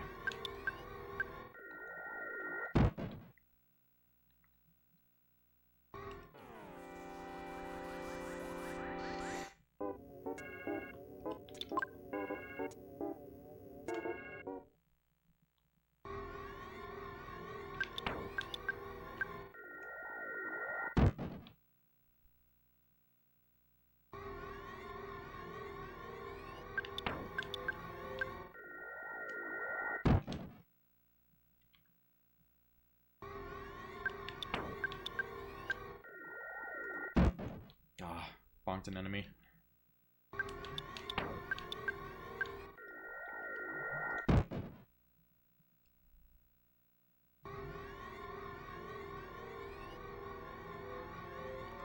Alright, we'll go ham with the super bomb strat and see how it goes.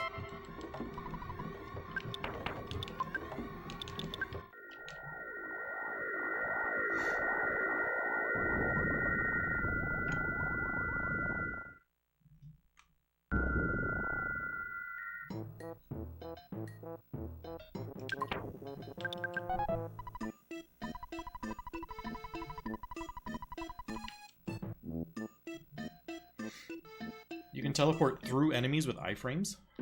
What? Are you being serious? Like, do you have to move to let your iframe start flashing and then you teleport and you can just go through everything? How does it work? Or is it like if you start teleporting when you're invisible or something?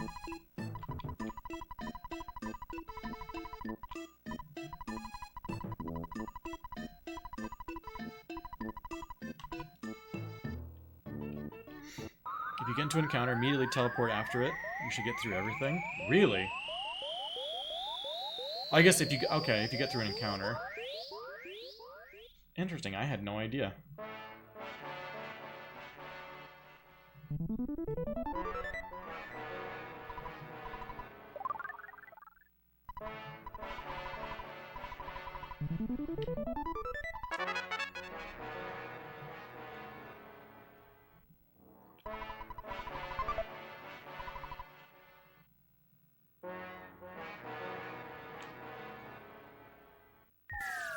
Okay, so Ness has a Horn of Life, Pooh has a Cup of Life Noodles.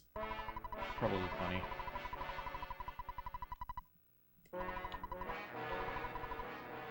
I've already learned my lesson, don't revive Paula in Phase 1. That's how I lost my sub 4 from a few weeks ago. What was that, like a month and a half ago at this point?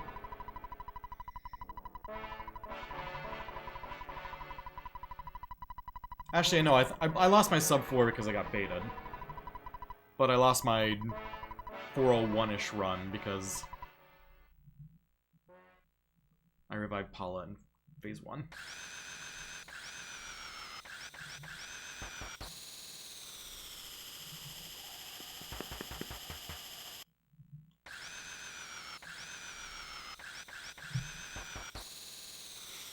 Doopy doopy doopy. Okay, well, I'm just gonna go ham on super bombs. Play as if I'm getting a rocket alpha. Phase 1, the objective is just to get through it ASAP.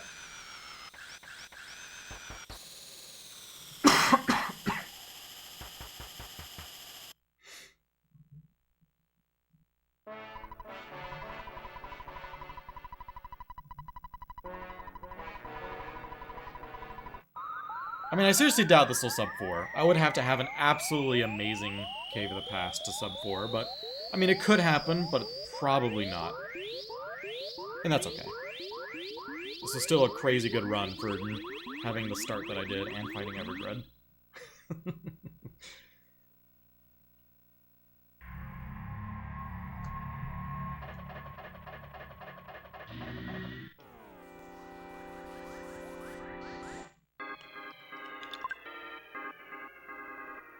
Getting Star Partied at the very beginning is not how you do it.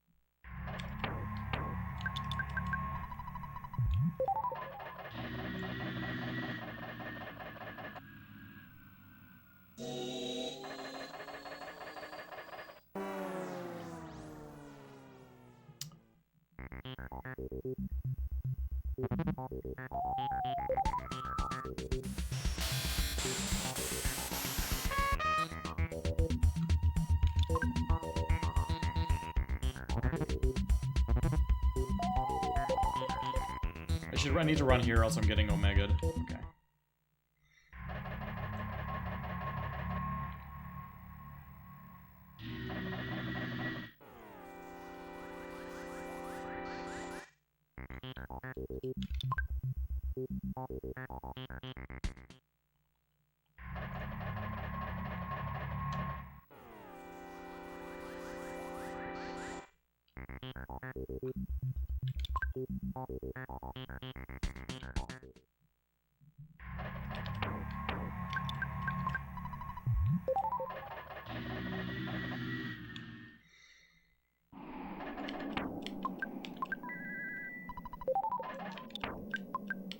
My little light turned off. Ran out of battery. Okay, so he has 2 super bombs. You have 2 super bombs. You have 3, so we'll give 1 to Pooh. You can throw 1. And then Rabbit's Foot on Jeff.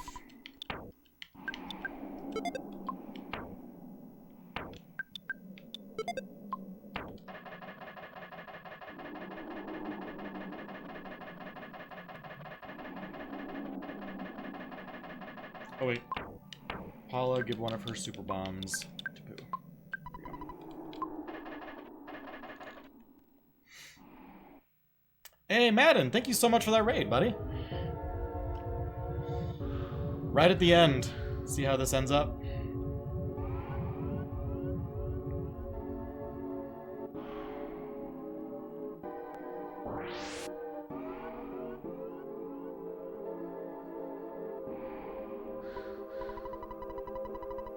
Run's good. This is the very end of the run. This was the first run of the night. Didn't have any resets. Started terribly. The first hour was awful. Last 3 hours were really good. Alright. Super Bomb. Shield. Super Molt MBR. Super Bomb. We got baited. Paula might still survive? Paula survived. Everyone survives. Nice, okay.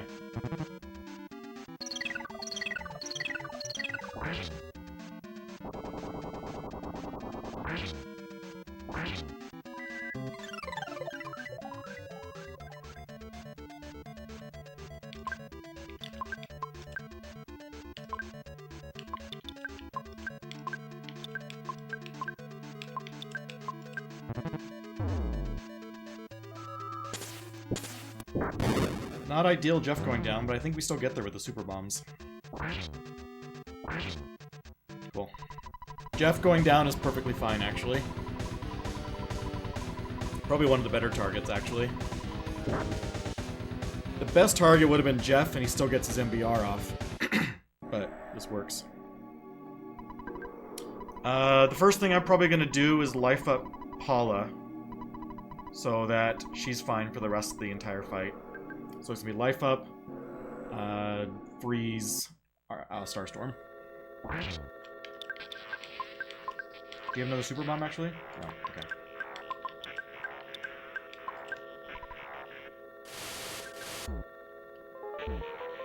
Never mind. All across the board.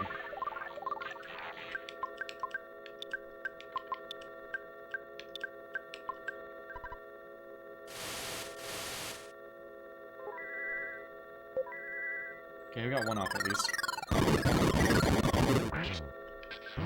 Actually, it might be worth it to revive Pooh for another one.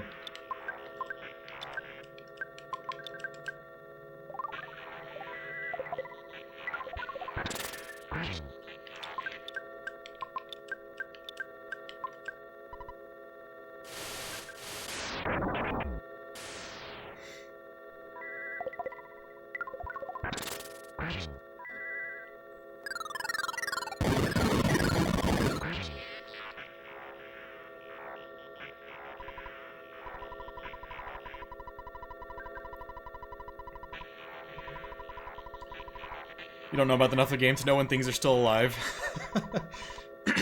Spoiler, Madden, we are guaranteed victory at this point. Made it to Phase 3, Paula is alive with the C Pendant and a Franklin badge.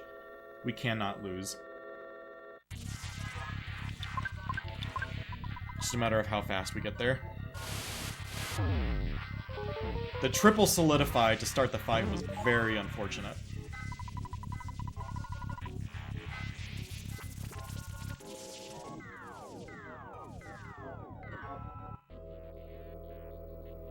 To give you an idea of how unfortunate that was, that move has a 1 in 4 chance of solidifying each person.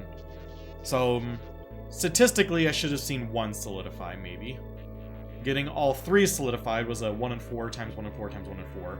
Or a 1 in 256 chance. Wait, no, 1 in 64 chance, I'm sorry. Is it deterministic? No. Gygas can still take random actions. Theoretically, we could still die. If Gygas did his freeze attack and solidified over and over and over again, he could get Paula. It's just the odds of that happening are so astronomically low that it's not even worth considering. Like, Gygas has, what, 4 actions? He can do nothing, lightning, flash, and freeze. And if he freezes, he has a 1 in 4 chance of freezing Paula. So essentially, every single turn, there's a 1 in 16 chance for Paula to be solidified. So, to die, I would need to hit that 1 in 16 chance like 15 times in a row.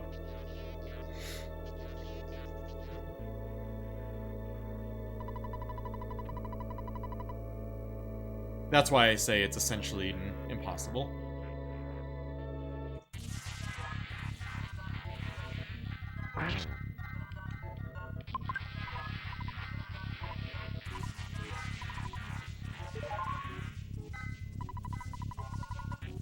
No, my guess this is like a 40140.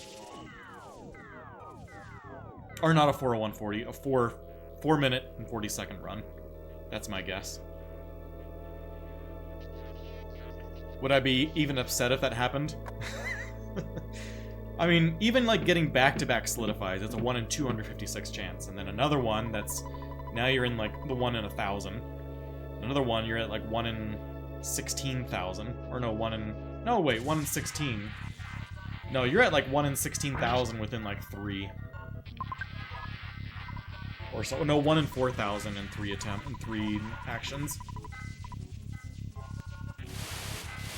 I think it's like, yeah, 1 in 4096 to happen 3 times in a row. And then you essentially need that 4 more times. What's 1 in 4096 raised to the 4th?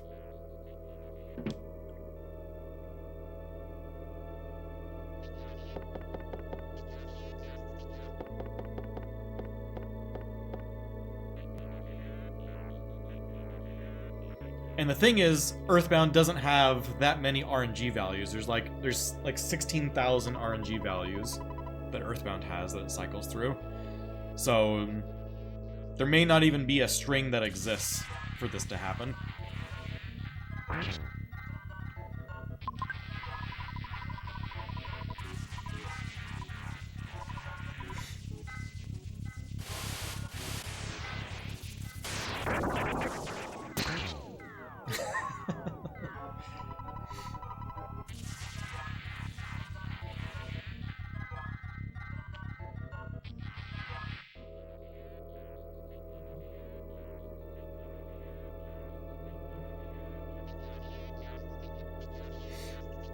You wonder how Ultimo's doing? I talked to him like a week ago or so.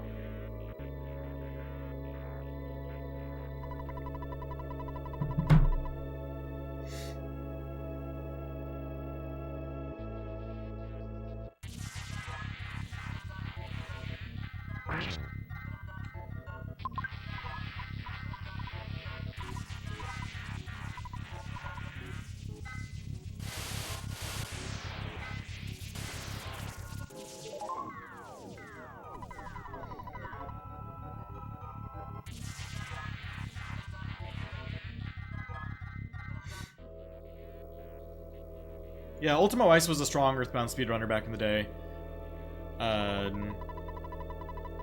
He had the record at one point.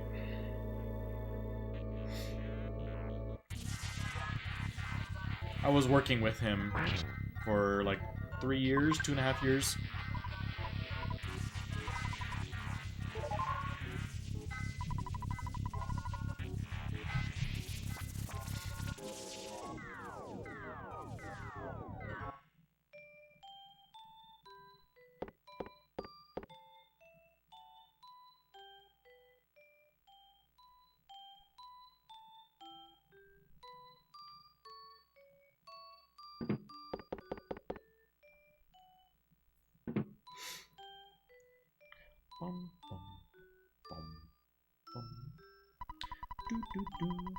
I'm surprised we got Rockin' Baited and nobody died. That was fairly lucky. Lucky immediately after getting unlucky.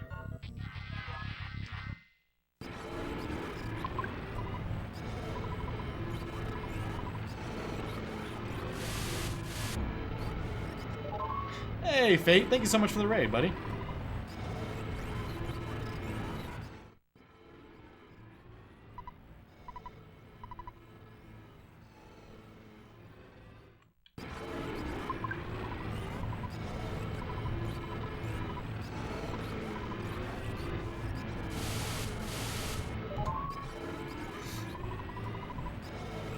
The run is looking good. The run's looking over. No, we just got a PB.